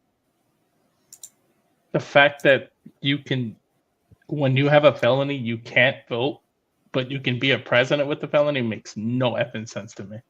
I have a problem with the base wording of the Constitution in that case. And no, I'm not going to sit there and call it the Constitution. I ain't got that time to defend myself at 10 o'clock on a Saturday night. I'm going to be here all night. But I have a problem, like Walter said. You can't vote if you're a convicted felon. You can't leave the country if you're a convicted felon. He's the chief diplomat by title. But he can't leave the country. Okay. Got it. And now, to Colin's comment, please bring it up. I'm going to ask you to bring it up, even though it's not super chatted. Because as many people do not like this Hall of Famer because of how he's acted in his personal life, fucking Hogan supporting him just rallies more people behind Donald Trump now. That's what sucks. But it was called the lesser of two evils. My issue with our system, talk about the system being down at Slammiversary. I wish this system could be altered just as easily. The problem with politics in these United States is there's not enough people with enough in their crotch to vote any other way. Oh, well, I only had these two choices. No, you don't. That ballot is this freaking long. You kidding me? Yep. You have the ability to write somebody in. Hell, I'm voting for Greg Sherry on November. I don't know about the rest of it. Greg Sherry has said it for years. Politics is a work. Wrestling's real. I believe in Greg Sherry.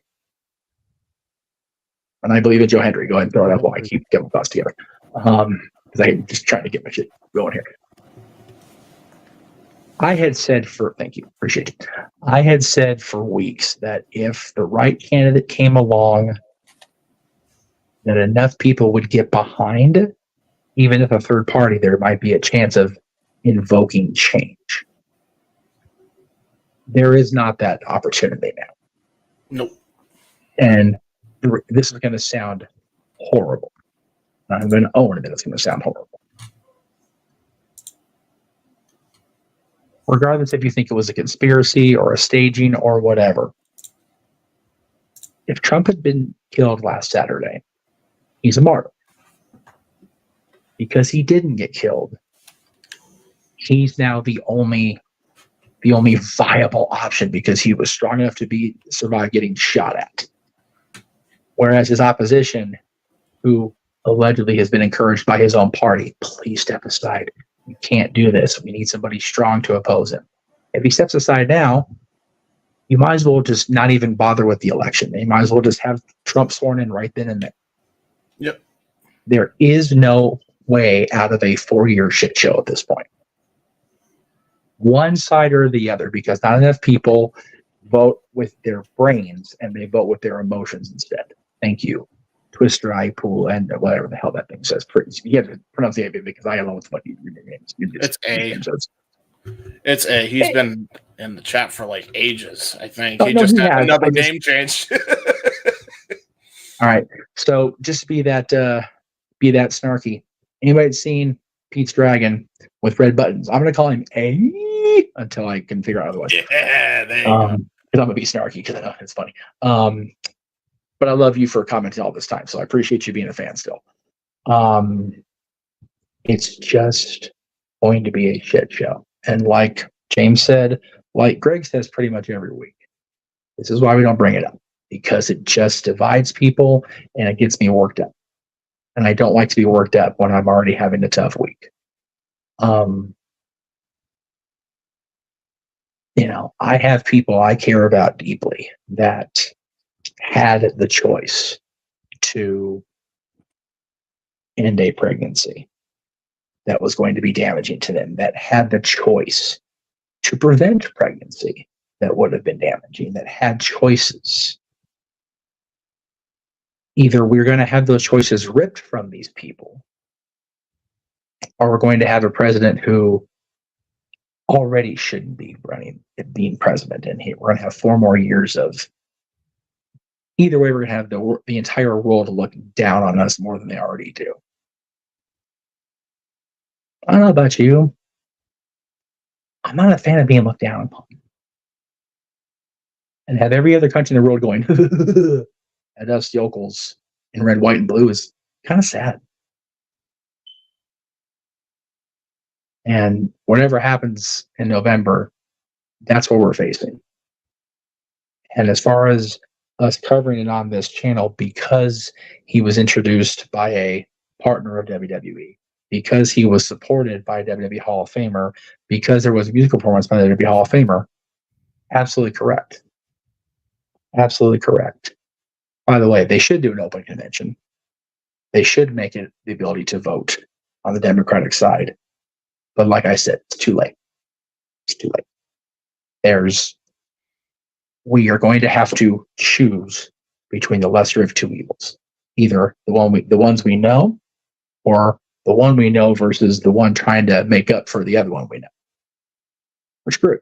We're screwed in this country. I have more people telling me and actually showing me proof that they have applied for a work visa. Their wheels up and gone come January 20th. And I can't be mad at them or blame them for it.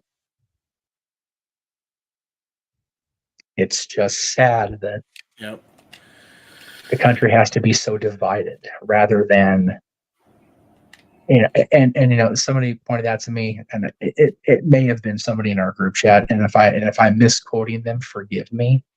I'm not gonna throw them under the bus because I have no desire to do that on this already hot button topic. I believe the last either president or candidate to have been actively shot at in that degree was President Reagan when he was already president. It was 44 years ago, I believe, or maybe in 81, so 43 years ago. And granted, 81, the country was a shit show, but for completely different reasons. We had people detained in Iran. The gas shortage was bananas. There's a right to be upset at things like that. Is it ever right to shoot anybody? I don't believe so. Is it right to wish death on somebody? Not somebody I don't know. I don't know Donald Trump. I don't wish death on the man. I personally feel I wish he would have been incapacitated enough where he couldn't run for the presidency. That would have made things a little bit easier on some of us divided folks. But I would never want it to wish death on anybody I don't have any active beef with personally, because that's just silly for me. But Mikey's beautiful contention, not wish death on anybody, period, is wonderful, and you're a beautiful human being, and I love you. But I completely disagree with it, because people in my personal life, I would not hesitate because of reasons that you are very much aware of. I love you too, bro. Thank you. It is what it is. And we will talk, the three of us, off air, because there is much to be learned. But anyway, yeah, I'm just disappointed because I missed the 2000 days where it was The Rock out there and then pre pre-DJ mode suits, that look like the WWE customers designed them for him, but he's still a fucking pimp. Good for him. And Mrs. McMahon going out there and smacking down the vote and encouragement to smack down the vote.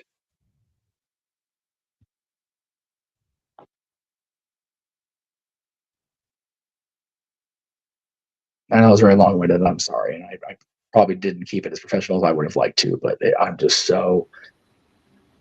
People have called me an empath, and I haven't been very empathic, and I feel everybody's emotions, and if I'm feeling everybody's emotions around me and people I know and love dear, no wonder I'm shutting down.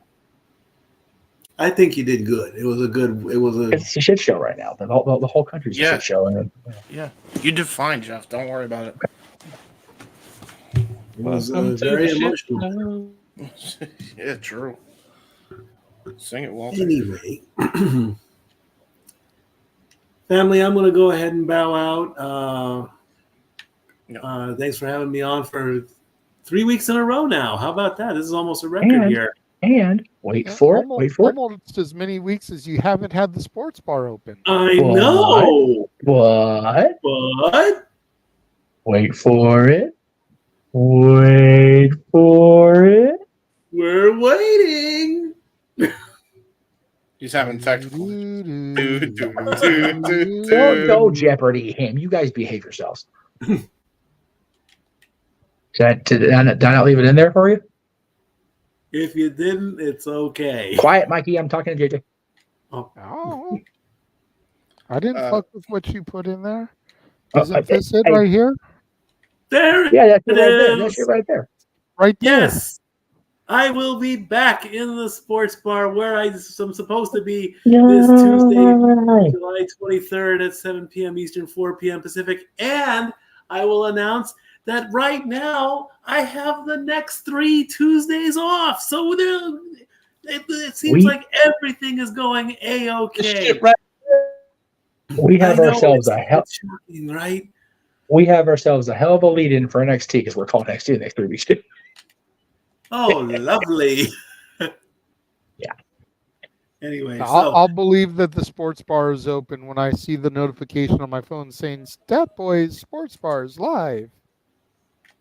Bro, you know me. You know I can't lie worth shit. Unless something catastrophic happens in the next 72 hours, I am going to be in the sports bar. And that is the truth. 12 o'clock Pacific on Tuesday. Yeah, Mike, we need you to come in and work a shift. I'll be right there. Nope, I got my car back, so I'm not. I've got all my bills are paid. I'm good. I love you all, family. Stat Boy out. There you go. I still want to know what we're gonna get first: the fucking documentary or Stat Boy Sports Bar reopened. Probably the Stat Boy Sports Bar reopened. I still got a few. I'll probably get my own show before both of those happen.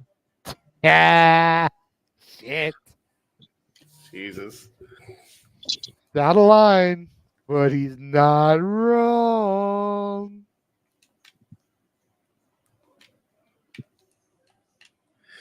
Well, and listen, at least there's somebody working on it on their project, as you have seen. Now, the reason I brought up the question about the MCU guys is because it's like, man, that parent company is just having a hell of a week themselves. So I was just curious if that was the case. Oh, especially the way my daughter feels about the revamped attraction. Right. What's the revamped attraction? Okay. Well, so for those of you that don't know, the parent company he's referring to is the House of Mouse. Disney.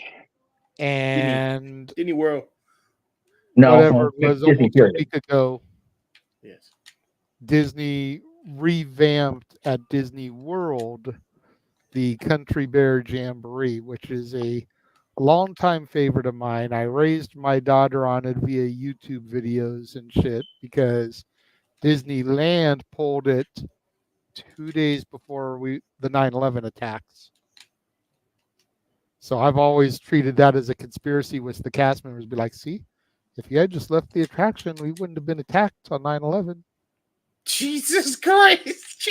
Osama bin Laden was a Country Bear Jamboree fan. It is all right. Disney's It's fault. documented. Documented now. It is proven lore, just like the cryogenically frozen head of Walt Disney. This is all parody, by the way. Those of you watching this on demand, shut the fuck up with your nonsense. Continue. Yeah, right. But so they redid the show, and basically they replaced all the songs with Disney songs. Now, granted, and I tried my damnedest yesterday to defend it to my daughter, because I understand the logic behind it. Number one, not everybody enjoys country music, and I get it. The attraction is called the Country Bear Jamboree. So if you don't enjoy country music, you probably shouldn't go to the Country Bear Jamboree. But I digress. But by incorporating familiar Disney songs into the show, you open the doors for a new generation to discover the bears. People like Jordan's son, who occasionally runs and like sticks his head in the camera here, Leo, who's 5. It's like, he's gonna know these Disney songs. He's not gonna know country songs that they choose. And my daughter's argument is, well, I didn't know those songs either, but I learned them. It's like, you chose to learn them.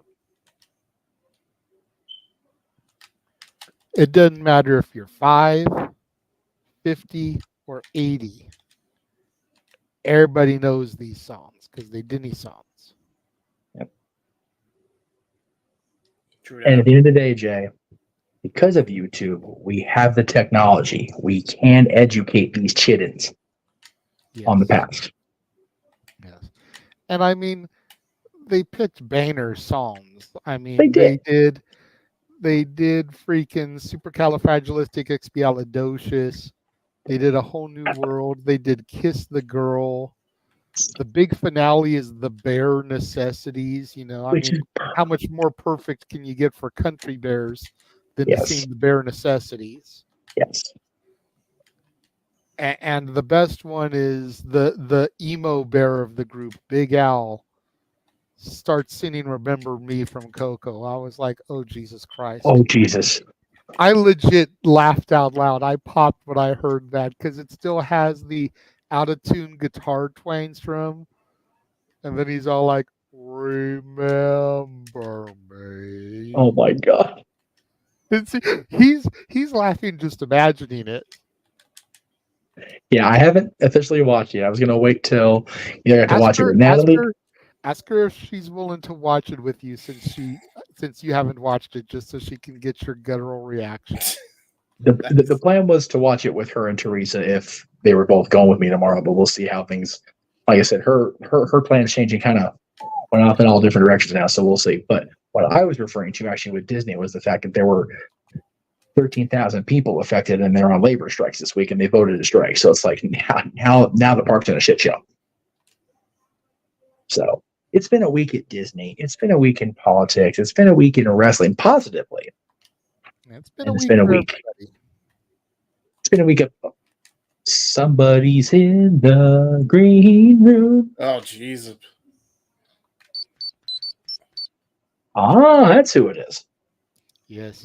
Teleporting into the command center via the Morphin Grid, even though we don't really have anything else to talk about and nobody is super chatting.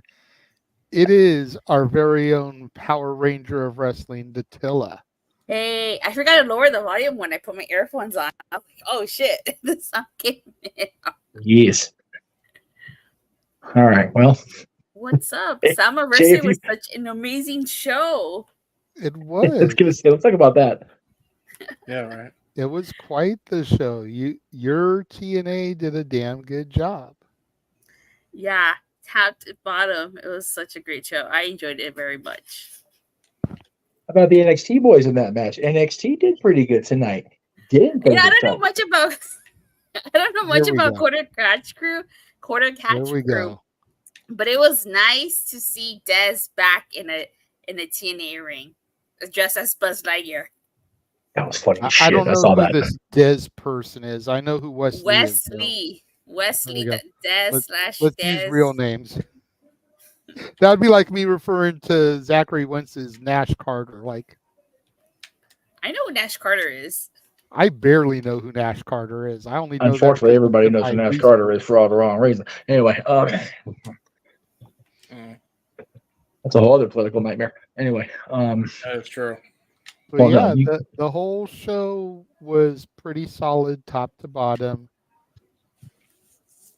The Earl Hebner thing was amazing. It was. yeah, you came in at the exact right time to avoid the end of the show topic. But we'll talk about TNA for a while if you want to again. Yeah, I really like that. I like that everybody was paying homage to the Heart Foundation, with the heart attack and the gear and everything. Earl Hebner redeemed himself in Montreal. I'm sure Brett will rate that 4 out of 10. It's a great show. Maybe that's just me though. I'll definitely rate that of Montreal not redeemed for me, but redeemed for somebody else out of 10. That's right. Walter says he's fallen asleep, so he's gonna bow out. There you go. Yes, Walter needs to plug his stuff. That way he can go out there and get more sunburn tomorrow. That is true. We'll see him on the call for Tuesday, though. Yes. Yeah. So good night, Walter. Good night. What do you want to guys can say? plug- No, they can plug it for me. They got That it. is Yeah, we always plug. We know the verbiage. We have the technology. That is true. All right, guys. We can replug him. I don't fucking know Gonna anymore. get PCO. Gonna get reanimated. Again? How can he get more reanimated? What are they gonna do? Put him back in a mountie suit? Like what the fuck? Can you imagine? Oh my god! Fucking walking out there with Raven. I want that so bad. I'm not now. the Mountie, but I'm the double champ. You know something? I have to say, like one of the biggest shocker factors is Josh Alexander going low. Yeah, He believed in Joe Henry's testicles. He went low. That was not valid. expecting that. Low. Josh got low. Oh, I'm not doing that. I'm too white for that. Never mind. I take that back. Even the dog don't want me to do that. Yeah. Dog was very upsetty. Dodger's like, the fuck you talking about, fat man? Yeah, true. Josh Alexander with the heel turn. Right. The Yeah, I little love one was that. finally asleep, and she's not. Oh well.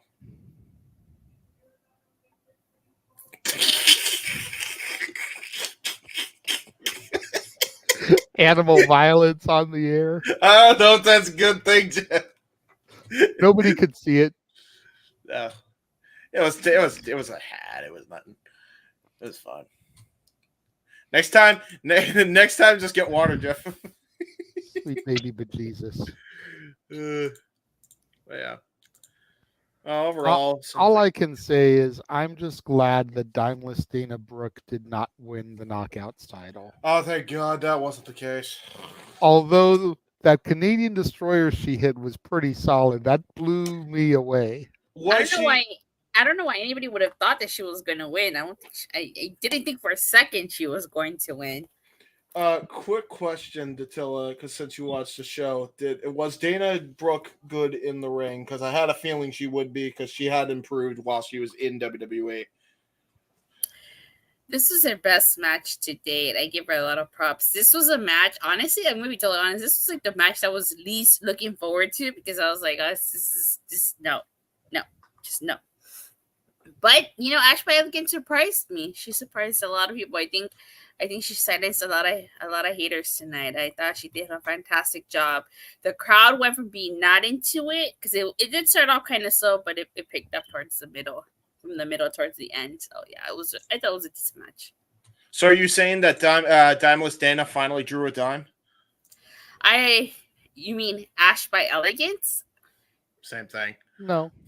We mean I Dimeless Dana. like Ash by Elegance. I really do. I praised her work. I praised the character.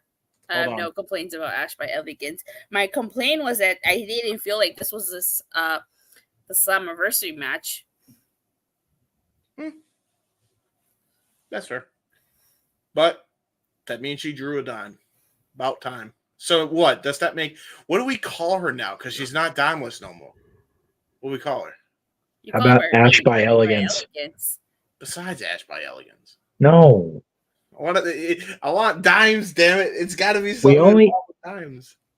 We have enough of a severe dislike for one female wrestler that's not even in TNA, but he's got the market corner. Let's just have him let him have that. That's true. That's true. Because then she'll go away and everybody will be happy in Puppet Land again. Well, I'm not hating on her. I'm giving her more dimes. Maybe she could be 2 dimes, Dana Brooke. I don't know. Well, I mean, if she sets her neck up, her neck will be a stack of dimes like Austin's was. Drop you on that stack of dimes. You call a neck. That's the greatest Cody ever said. I feel bad. I'll point to the death on that shit. I don't care. Go ahead, JJ. I said I feel bad. You feel bad? Why do you feel bad for? Because Datilla seems to actually really enjoy her, and it's like they're just giving her all kinds of shit. So yeah, I do. I praise the character. I dug Ash by Elegance, her character. That's right. I like the fact that they had her pull off a Canadian Destroyer, because those are 2 women that they're not exactly out of shape, but they got pretty low centers of gravity. That's a pretty big thing for 2 bulkier girls like that to pull that shit off. Good on them. Well, to be fair to Jordan, it ain't the first time she took a Canadian Destroyer. Valid. No. But Jordan Grace also crazy. So that is true. But then PCO becoming double champ, that was my highlight of the night. That was awesome. That's good for him. Because I'm such Pierre, a as fan old of as the he is. character. Jesus. Yeah. And then Steph DeLander fucking proposing to him. What? Hey! And he said we. Oh my God. Just as Wednesday, may I add. That reminds me of a joke, JJ. I once asked a Frenchman if he played video games. He said we. Oh, fuck. Yeah, please. Jesus Christ. Why do I have a feeling that wedding's going to end in such a disaster? JJ turned to the Jeff. That ever one Jeff. Because wrestling weddings always end in disaster. Yes, that's true. Yes. Okay, here let me take 2. There you go. Now that's not right. Nobody said his name yet. Well, I'll say it. Joe Hendry. There you go. Okay, fine. Anyway.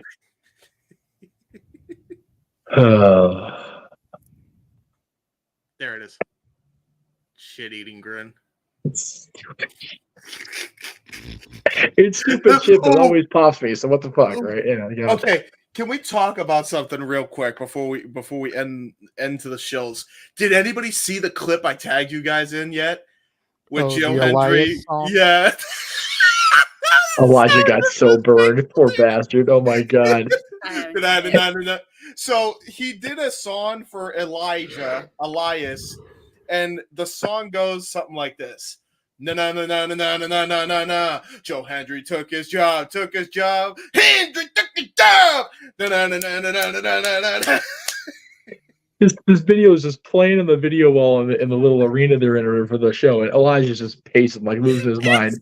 That video ends, and then sings, and it's like, oh my God. There's probably people that were upset for Elias, and it's like I'm sure Elias signed off to it. He had to. Oh, he had to, right? Like God. There's no way. If he didn't sign off on that, that's pure disrespect by Joe Hendry, dude. Yeah. Holy shit. That's almost funny as the Joseph Connors thing he did in WCPW. It's crazy. This phenomenon is just spreading through wrestling, and it's beautiful. What happens when Jim Johnson is a wrestler? Answer: Joe Hendry. Oh shit! Phenomenon. I'm glad to see everybody finally believes in Joe Hendry. Not everybody. There's still some non-believers out there. I know Noah's friend Kine Train is a non-believer. Yeah. Oh, he's a non-believer. He'll come along, just like you did.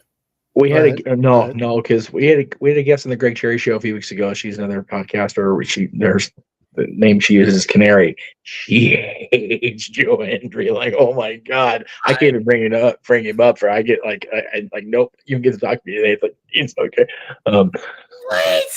Hates Joe Hendry. Is it SJ? No, not SJ. Different person. All right, good for her. No. As far as the Peter Griffin thing going around, I wish that was an actual thing and it wasn't just a reconstructed meme. It is still funny as shit. True. But yeah, I've had 3 different people send me that video clip, and it's like, okay, guys, I saw it. Thanks. Peter Griffin believes. I understand this reference now. I've seen it 3 times this week. We get it. Cool. Dylan sent it to me. I'm like, how the hell did you see? You don't even watch TNA or NXT. What the shit, child? He is all over social media, dude. That dude is crazy on TikTok. Joe Hendry. You can't go anywhere without saying his name. God damn it, JJ.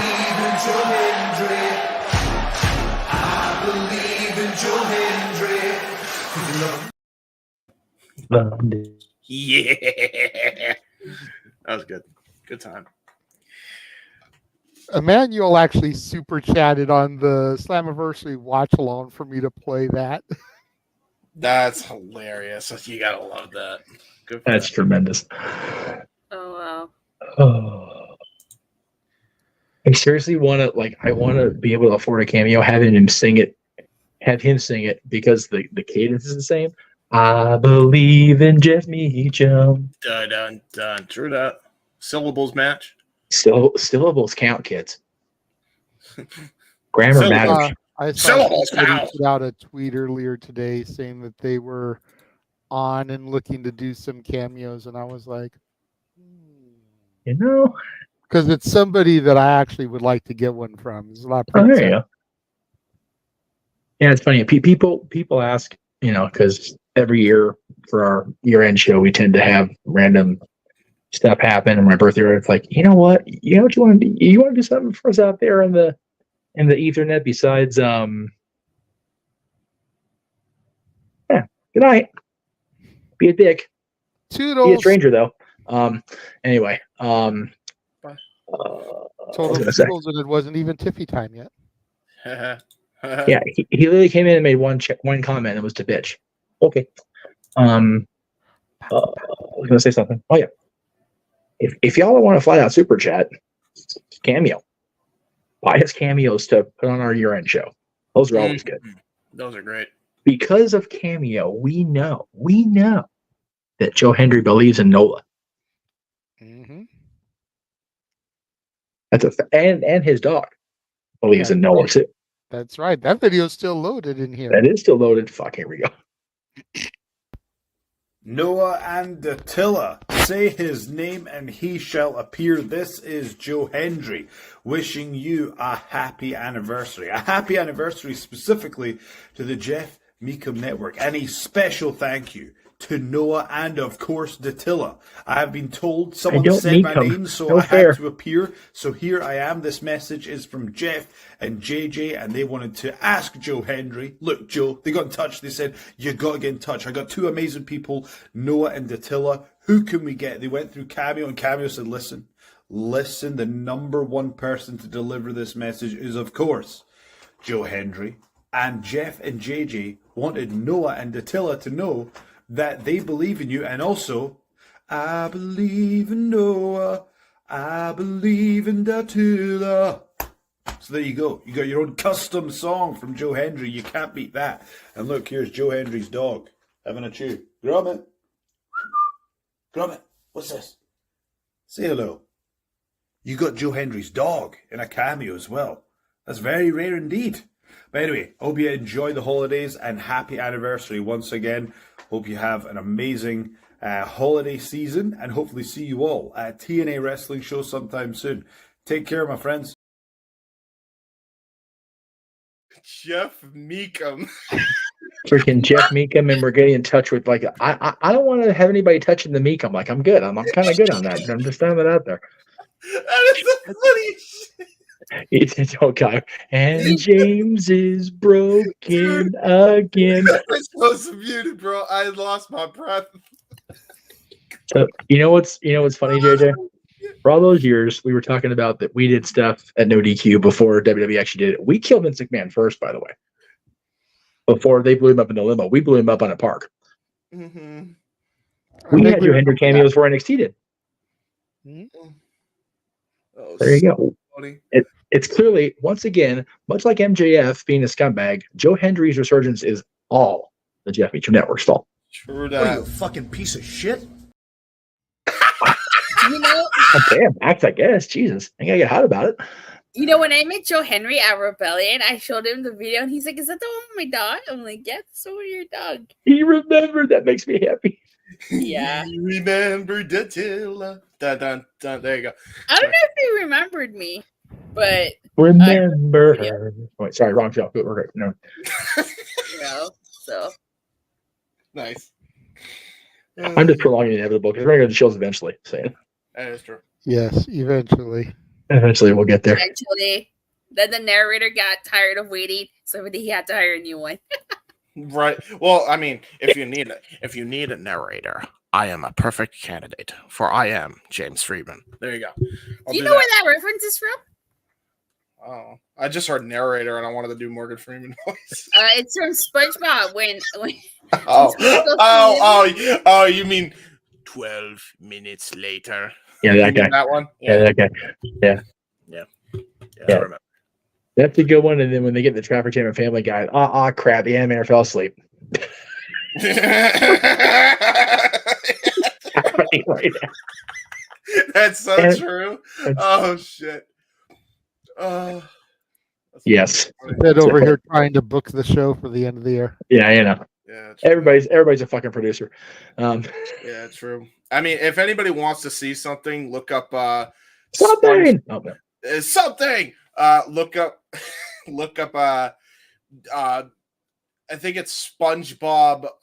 What's that Halloween song? Goosebumps intro. SpongeBob Goosebumps intro, and they use the as the beat. It's so crazy, dude. This is the most random close to open mic night I think we've ever had. Like, we're just talking about fucking nothing now. Like, what is happening? Nothing. Nothing. The till's like, I'm not near testosterone or stupid enough for this shit anymore. He's not drunk enough for this. I've had enough of this bullshit. I'm going home now. I'm going back to bed now. Fuck this. All right. Well, unless anybody super chats again, I'm gonna go ahead, run the watch along trailer one more time, then we'll come back hit the show and get out of here. Okay.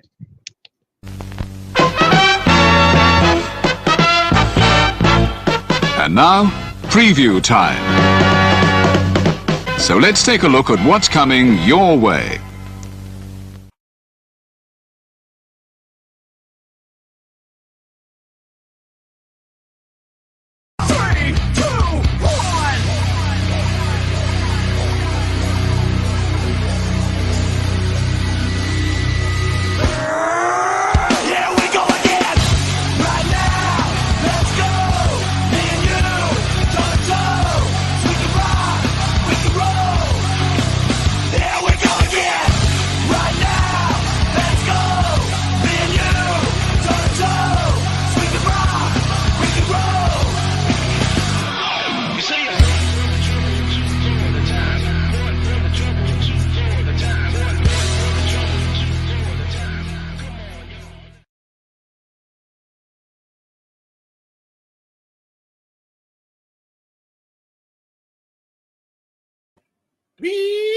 I think Jeff went to the bathroom.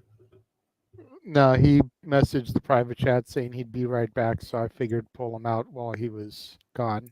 Gotcha. All right. Well, we'll go ahead and we'll start doing the chill portion of the program.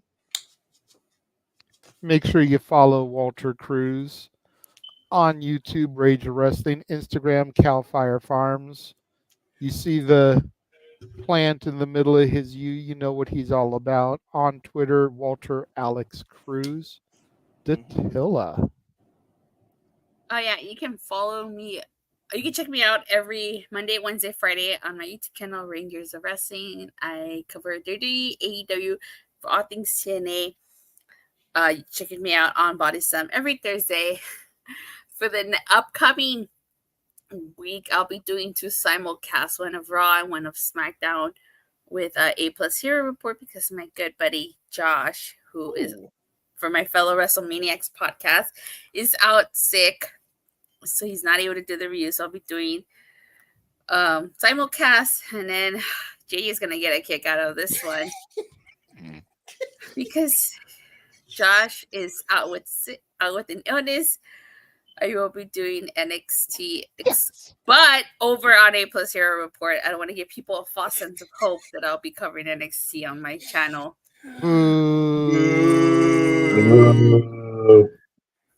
Datilla with the heel turn again gives the people what they want, but then takes it away. Says it'll only be on A Plus Hero Report. Who is? Who this woman? Give the people what they want. I'm not Diener. I'm not Cody Diener. So please pray to the wrestling gods, Moose and JBL, that Josh recovers quickly from his illness. No. Pray that he has a long-standing illness. Not that I usually pray for that type of stuff, but we want Datilla to keep covering NXT. So the longer he's out of action, the longer she has to watch it and cover it. I'm going to tell him you said that. Okay. I mean, she's already going to be doing the next 3 weeks in a row. That is true. Whether he recovers or not, because after this week, it's 2 weeks of the Great American Bash, and she has to cover those. So she's going to be covering NXT for at least the next 3 weeks. That is true. As are we. By the way, speaking of things, Super Chat!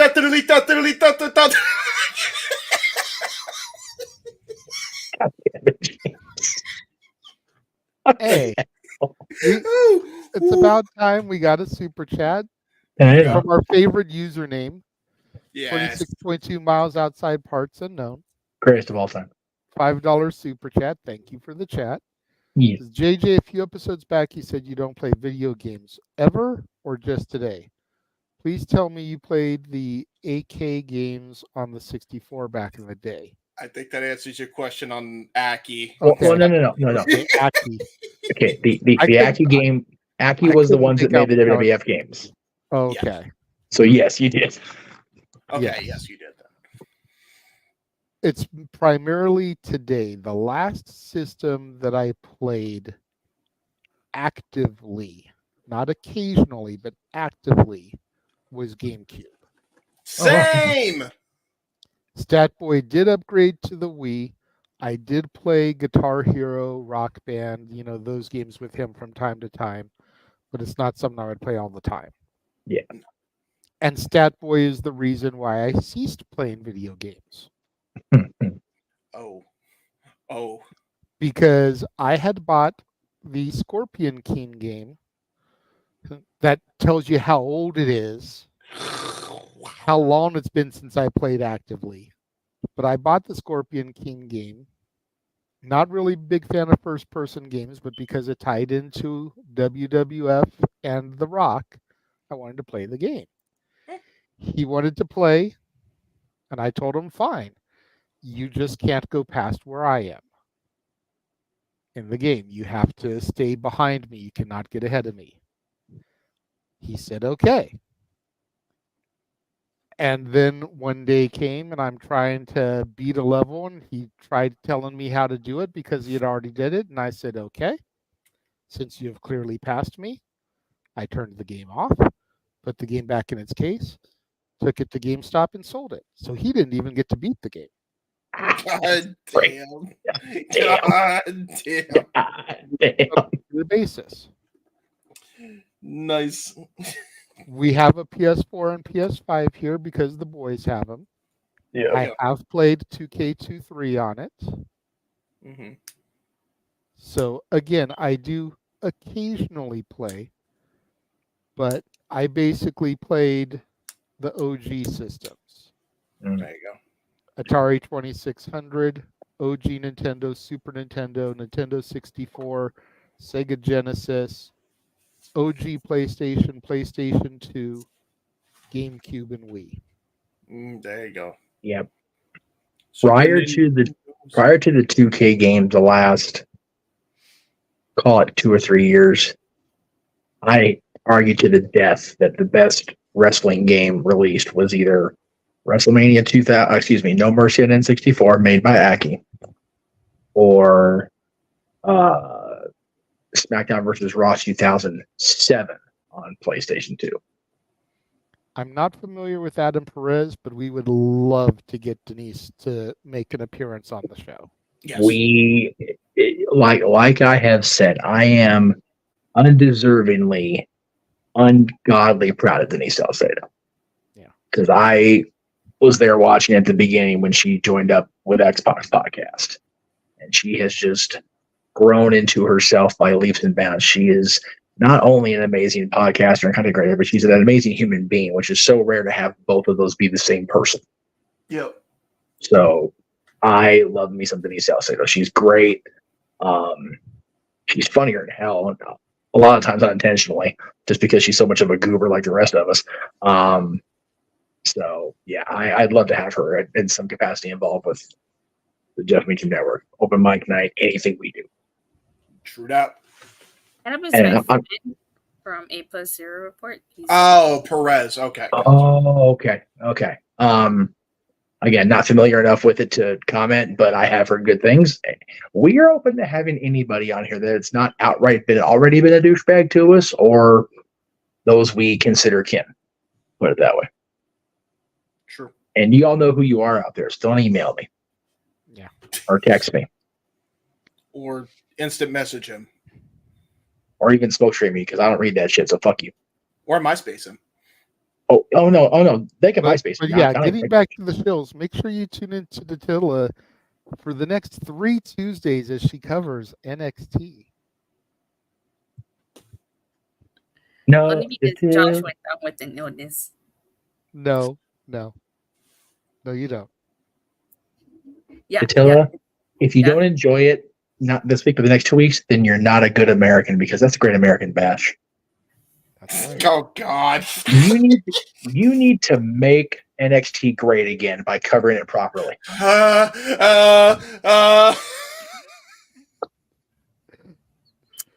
Well, the right Great along. American Bash. The The Great American Bash I was already going to cover. I was not anticipating covering this week at this upcoming But it's season. the go home. That doesn't mean I had to watch it. Well, you do now. I do now, unfortunately. He's actually been sick since last week, but he didn't tell us how bad he was sick until like last week, mid last week. So yeah. To be fair, we hope you get well soon, Joey Perez. Yes, we do hope you get well soon. Josh. Oh. Josh Perez, sorry. We do hope you get well soon, Josh. Just not till August 20th. Yeah, that's true. Or 13th, or whatever the hell the Great American Bash is over. Jesus Christ, that's long. Jesus Christ. Oh, yeah, true. I'm vicious. Follow me on social medias: Instagram, The Renegade JJ Williams, Twitter, ROWJJ Williams, YouTube, Casa D18 Studios. Follow your barkeeps on Facebook: Dory Lou Hathaway and Mike Caldwell. Twitter, Hathaway Lou and LB Statkin 1977. Instagram, Dory Lou and Statboy 13. Follow Greg Cherry on the Greg Cherry brand and all of those different social media outlets. James. You can find me on the YouTube and Twitter or Twix, whatever you want to call it, at JHebertSide95, and on Facebook at James Heatman Hebert. I do really cool things on the internets. We got a 1 in a million documentary trailer, and we got the second one that we can't air because Bruno Mars is very, very copyrightable. Jay Hebert Side of Things is going to be coming back soon with an episode on Sunday. So be on the lookout for that. Cover a wide range of different topics there. So yeah, there you go. There you go. You can find Noah on the socials, primarily on Twitter and YouTube at nfoster16. Sometimes he posts cool things on the Instagram. Same name there, nfoster1916. Make sure you stay checking out his community tab, as that's where he posts his prediction league forums, as well as on Twitter. And of course, be on the lookout for Noah. That's what I call Music Volume 1. Fucking Jeff. Noah, that's what I call Flow Jams. And Noah, that's what I call Disney. It's not harder with 4 because the screen's small. I had to move way the fuck over here. Yeah, it'd be like, over here, waiting fuck. Like, hi, I'm plugging things. True. Jesus Christ. All right. Jeff, you want to talk about this a little bit? I do want to talk about this a little bit. So they finally released the trailer for our buddies at Matt Productions, The Last Nightmare Part 1, continuing the saga of John Tate versus Michael Myers following the events of Halloween H2O. If you're into fan films, if you're into the Halloween series, this is your way to go. It'll be premiering on YouTube this October. Oh, Jesus. Yes. Check out the one that they had already done, which was the Haddonfield Nightmare. Haddonfield So Nightmare. good. That's right. Takes Because place there were 22 two years. of them. I keep getting mixed up which was which. Yeah. There was his, and then there was the other one. Yeah, the You Can't Kill the Boogeyman was a short, and it was good. It was filmed out here in the Haddonfield area. But The Haddonfield Nightmare. That's the one that completely retcons Halloween Resurrection. You As don't it have should to be. worry about watching Busta Rhymes try to do kung fu, any of that bullshit. You just go straight from H2O to the Haddonfield Nightmare, and then to this movie. Well, what I can recommend is, because I'm pretty sure Lori's passed in Haddonfield Nightmare as well. Watch the first segment of Resurrection, and then immediately you see the guy parodying John Wayne Gacy. Turn your TV off. Save your brain. We did get 2 more super chats. Ooh. Emmanuel with $2. Tell me a quick recap what I missed, because Shit you've show. been gone most of the day. So we discussed Slammiversary. Yes. We discussed Stephanie Vacour again. Yes. We discussed if TNA's growth has to do with people giving up on AEW. Yes. And we briefly discussed Hulk Hogan at the Republican National Convention. Briefly. And we're moving past that once again. Moving right along.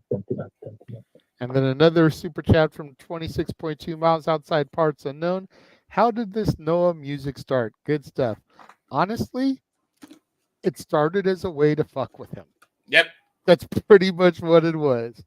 Because we do the karaoke night, so we've got clips of everybody doing songs.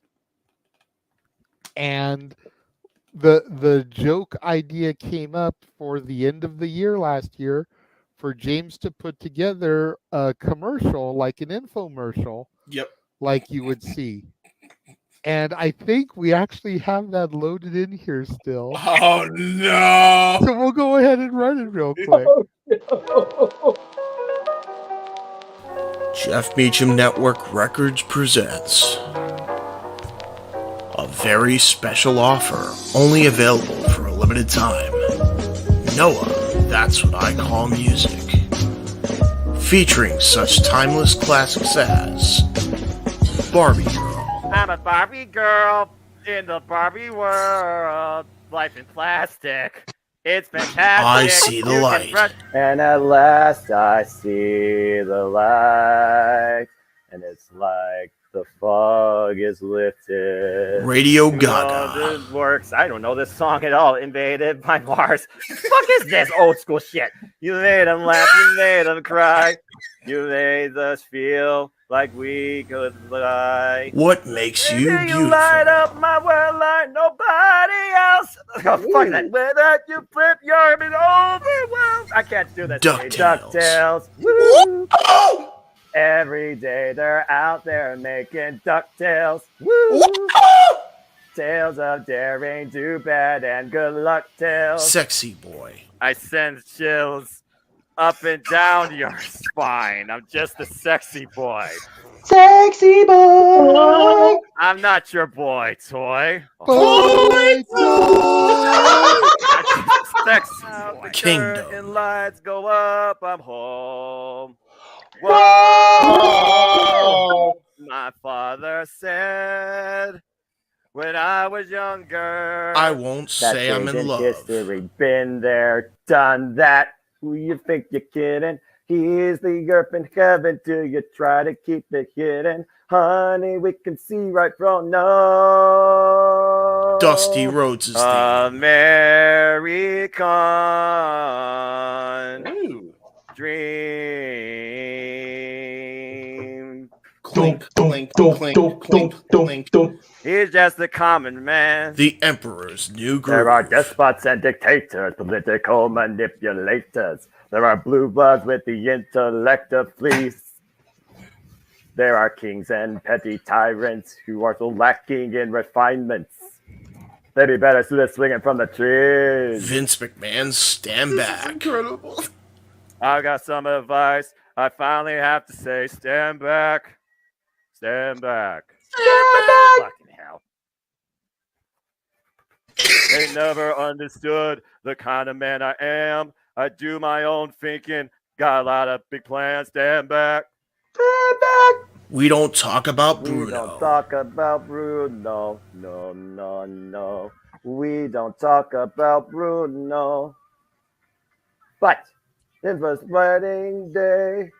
And there wasn't a cloud in the sky. No clouds allowed in the sky. With the enchanted tiki Welcome to a tropical hideaway. You lucky people, you. If you weren't in the show starting right away, we begin the audience to all the people in the tiki room. He accents everything. Friend like me. Now, ammunition in your camp. You got to punch did that the in damn Danhausen, house. See, all you gotta do is rub that lip, and I'll say, Mr. Aladdin, sir, what will your pleasure be? And much, much more. One way or another, together's where we both belong. If we listen to each other's hearts, we'll find we're never too far apart. And maybe love is the reason why, for the first time ever, we're seeing it eye to eye. Pre-order now and get CM Punk's official theme song as a bonus. What do you see? The cult of personality. Interesting. How does that make you feel? I know your anger. I know your dreams. I've been everything you wanna be. Oh, I'm the cult of personality. Noah, that's what I call music. This is a parody and not available in actual retail stores. Please do not go looking for this in any retail stores near your area. There you go. Now you know the lore to 26.2. So that is. Oh my god. That is how it all came to be. And also his banging Instagram photos when he actually posts them, because goddamn, those things look like album covers. Let's be real. Right. The accent on Tiki Room and James's narration in betweens during Cult of Personality are everything. Interesting. How does the Cult of Personality? Interesting. How does that make you feel, Noah? I know your anger. Do you now? And the majority of those clips is why next year we're bringing back Disney karaoke. Yeah. Damn it. I was going to get there because, as you see, I had like all the new ones loaded in there. I didn't see that one. I didn't see that one. That's why I was putting that in there. I didn't see that one. So I haven't put that. I couldn't put that one in there because I didn't have it, but I put all the others. Okay. There you go. Because me and Jeff have been diligently working on next year's shenanigans that are open mic night. Fucking hell. January 05, the game that divides families more than an actual wartime. Or politics. Yeah. Oh boy. In February for sweeps, TV themes karaoke. Yes. March will be the return of the match game. April will, of course, be WrestleMania karaoke. And come May, for a bit of a somber day, it'll be the 35th anniversary of the passing of the icon that created the Muppets. So Muppets karaoke. Ah. Yes. Then, of course, as you saw, July, we're bringing back Disney karaoke as the Disneyland park turns 7D. 70. What the fuck? Gonna get dinner over peanut cookie. And then we decided not to do Haunted Hangman next year because we don't want to beat the gimmick to shit. Right. We wouldn't mind beating Hangman out Hangman of Page to shit, yeah. But we don't want to beat the gimmick of Hangman to shit. So, in honor of his birthday, next October will be Weird Al karaoke. True that. And of course, Christmas in December. Yes. Yes. First time not on a Christmas Day or Christmas Eve day that we've done it, though. Mm-hmm. So lots of cool stuff that'll be coming to add even more hilarity to those now discs. And just for those of y'all that, just so that you guys know, we're not just fucking with Noah. We also have, now that's what I call Open Mic Night Volume 1, that has all the rest of us yahoos doing stuff. Yahoo. I'm a Yahoo. Yahoo. But because Noah opens his mouth and sticks his foot all the way up to his kneecap down his throat most of the times, that is why he has his own isolated discs, because the people tend to signal him out. And we got another super chat from 26.2 miles outside parts unknown, $5. Datilla, did you ever watch the Back to the Future movies? Have you? Never seen Jeff that mad in one episode. Valid. You missed earlier. No, I still haven't seen the Back to the Future movies. Womp womp. I've seen Star Wars though. Well, that's all good. 9? Yes, all 9. Ah, there you go. And the including Rogue One and Solo. Oh, but you haven't seen the Ewok movies, so you still need to see those two. The Ewok? No, I haven't seen those. Yeah, they technically take place between Empire Strikes Back and Return of the Jedi. Oh, okay. But they're not officially part of the 9. Yeah, that's true. They're on Disney Plus. I mean, if we can count Solo, we can count the Ewok movies because Solo was god awful. Yeah, but the problem is freaking Disney Ewok movies were better. The problem is Disney Plus buries them in the freaking Star Wars vintage section, so you have to dig to find them. It's a pain in the ass. I agree. Noah taunts the Dominguez is into donating. True that. Los Dominguez. Master plan. Mr. Plan. Yeah. Gotta get the donations. How long you've been watching, Arlene? But make sure, come next year, TV themes, Muppets, Disney again, and Weird Al, along with wrestling and Christmas per usual. Yeah. Mm-hmm. Oh, on the wrestling thing, since we're doing the chills, I had said that I wanted to have WrestleMania themes, but like I was having trouble finding the actual themes to WrestleMania to include on the list. I fucking forgot I had a whole WrestleMania themes playlist on YouTube separate, so I'm just gonna combine them. There you go. Hot take: Back to the Future is better than the Star Wars saga. Yeah. It is for me. And I work for the company that produced the Star Wars saga now, so you know. There you go. Yay! By the way, congrats. Well, I mean, I did. Sorry. Oh, you Back did. to the I wish. Future 1 through 3 versus the original 4, 5, and 6. Yeah. I got to give it to 4, 5, and 6. Yeah. Back to the Future as a whole franchise against Star Wars as a whole franchise. I'll give you Back to the Future because there's enough missteps over the entirety of the Star Wars franchise. Yes. Well, I mean, the animated series is a pretty big bad step too.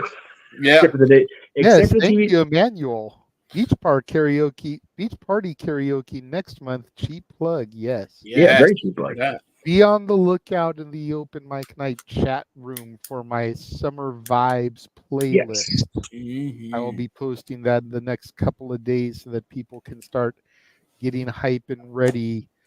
You know, in case people are wondering, like, well, what songs are going to be on the list? Well, you're going to have a playlist that you can peruse. There you Much go. like I gave you for the 80s playlist. There you go. Yes. I know you know the answer Not to this, near Jay. as extensive. Not near as extensive. Only 118 songs, a little over 6 hours. Whereas the 80s one was 850 songs over 24 hours. God damn. So not near as bad shit. You could actually listen to the entire playlist in a 1 8-hour shift. There you go. So I know you know the answer. She hasn't watched them, so I can't ask her. James. Yes. Do you know what well-known television educator debuted on screen as part of the Back to the Future animated series? Who? Bill Nye, the Science Guy. Ah, Bill Nye, the Science Guy. Yeah, he was actually Doc Brown's assistant on the live action cutaways. Yeah, by the way, never forget, folks, science rules. Science does rule, baby. Yeah, it does. All right. Why are you Men in Black flashy thinking this? Huh? What are you talking about? Yeah, it keeps saying that flash on your screen like we're trying to erase our memories. That's my brother left this computer. Oh, okay. Gotcha. I want to remember. I don't want to forget. I think that's about all the shills. Yes. Of course, our usual There's shit the during the one week. here for dads. Yeah, there you go. Next week.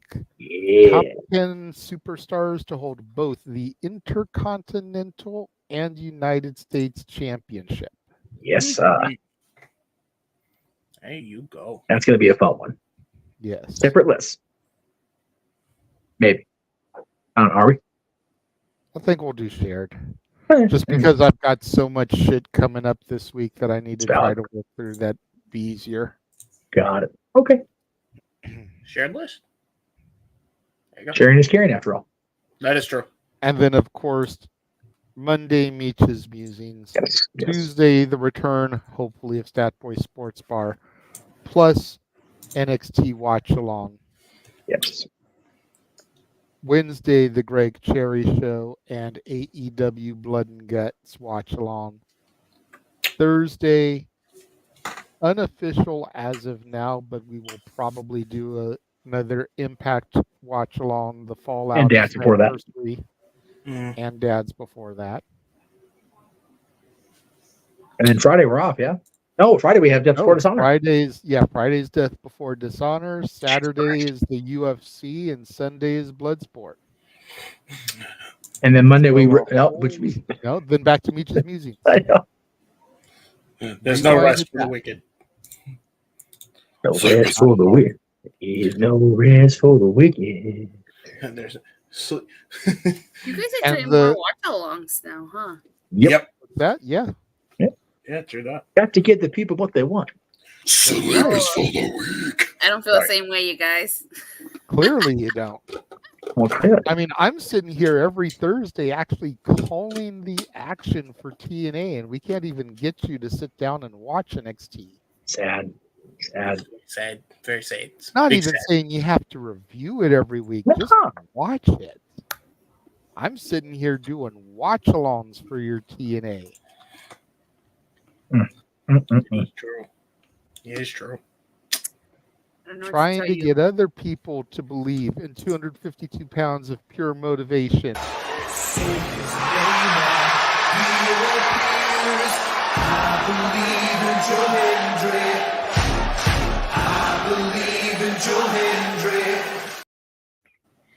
And the answer to all our life's problems. True that. Amen. If he has answer life problems, can I get him a cameo to send it to Juniper Hills tomorrow? No, she doesn't deserve it. Nobody in that house deserves it. Well, I mean, the kid's there right now, so he does. Manuel is right. What happened?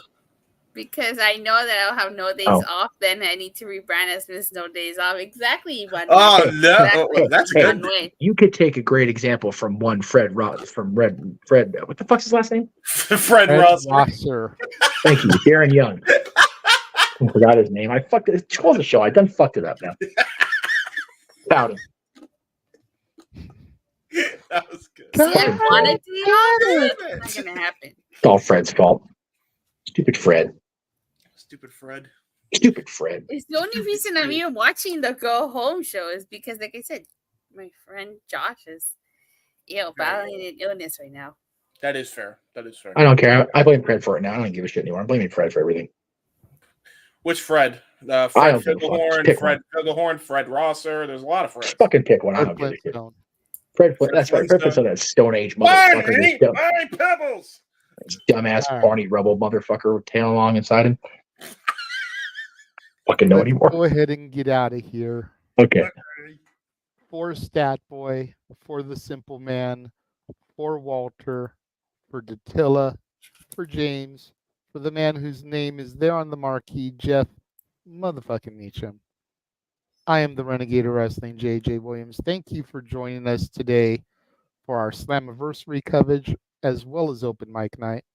No. And we will see you on Monday as Jeff Meacham muses about what? Who knows? Don't know. The Jeff Meacham Network's Multiverse of Media.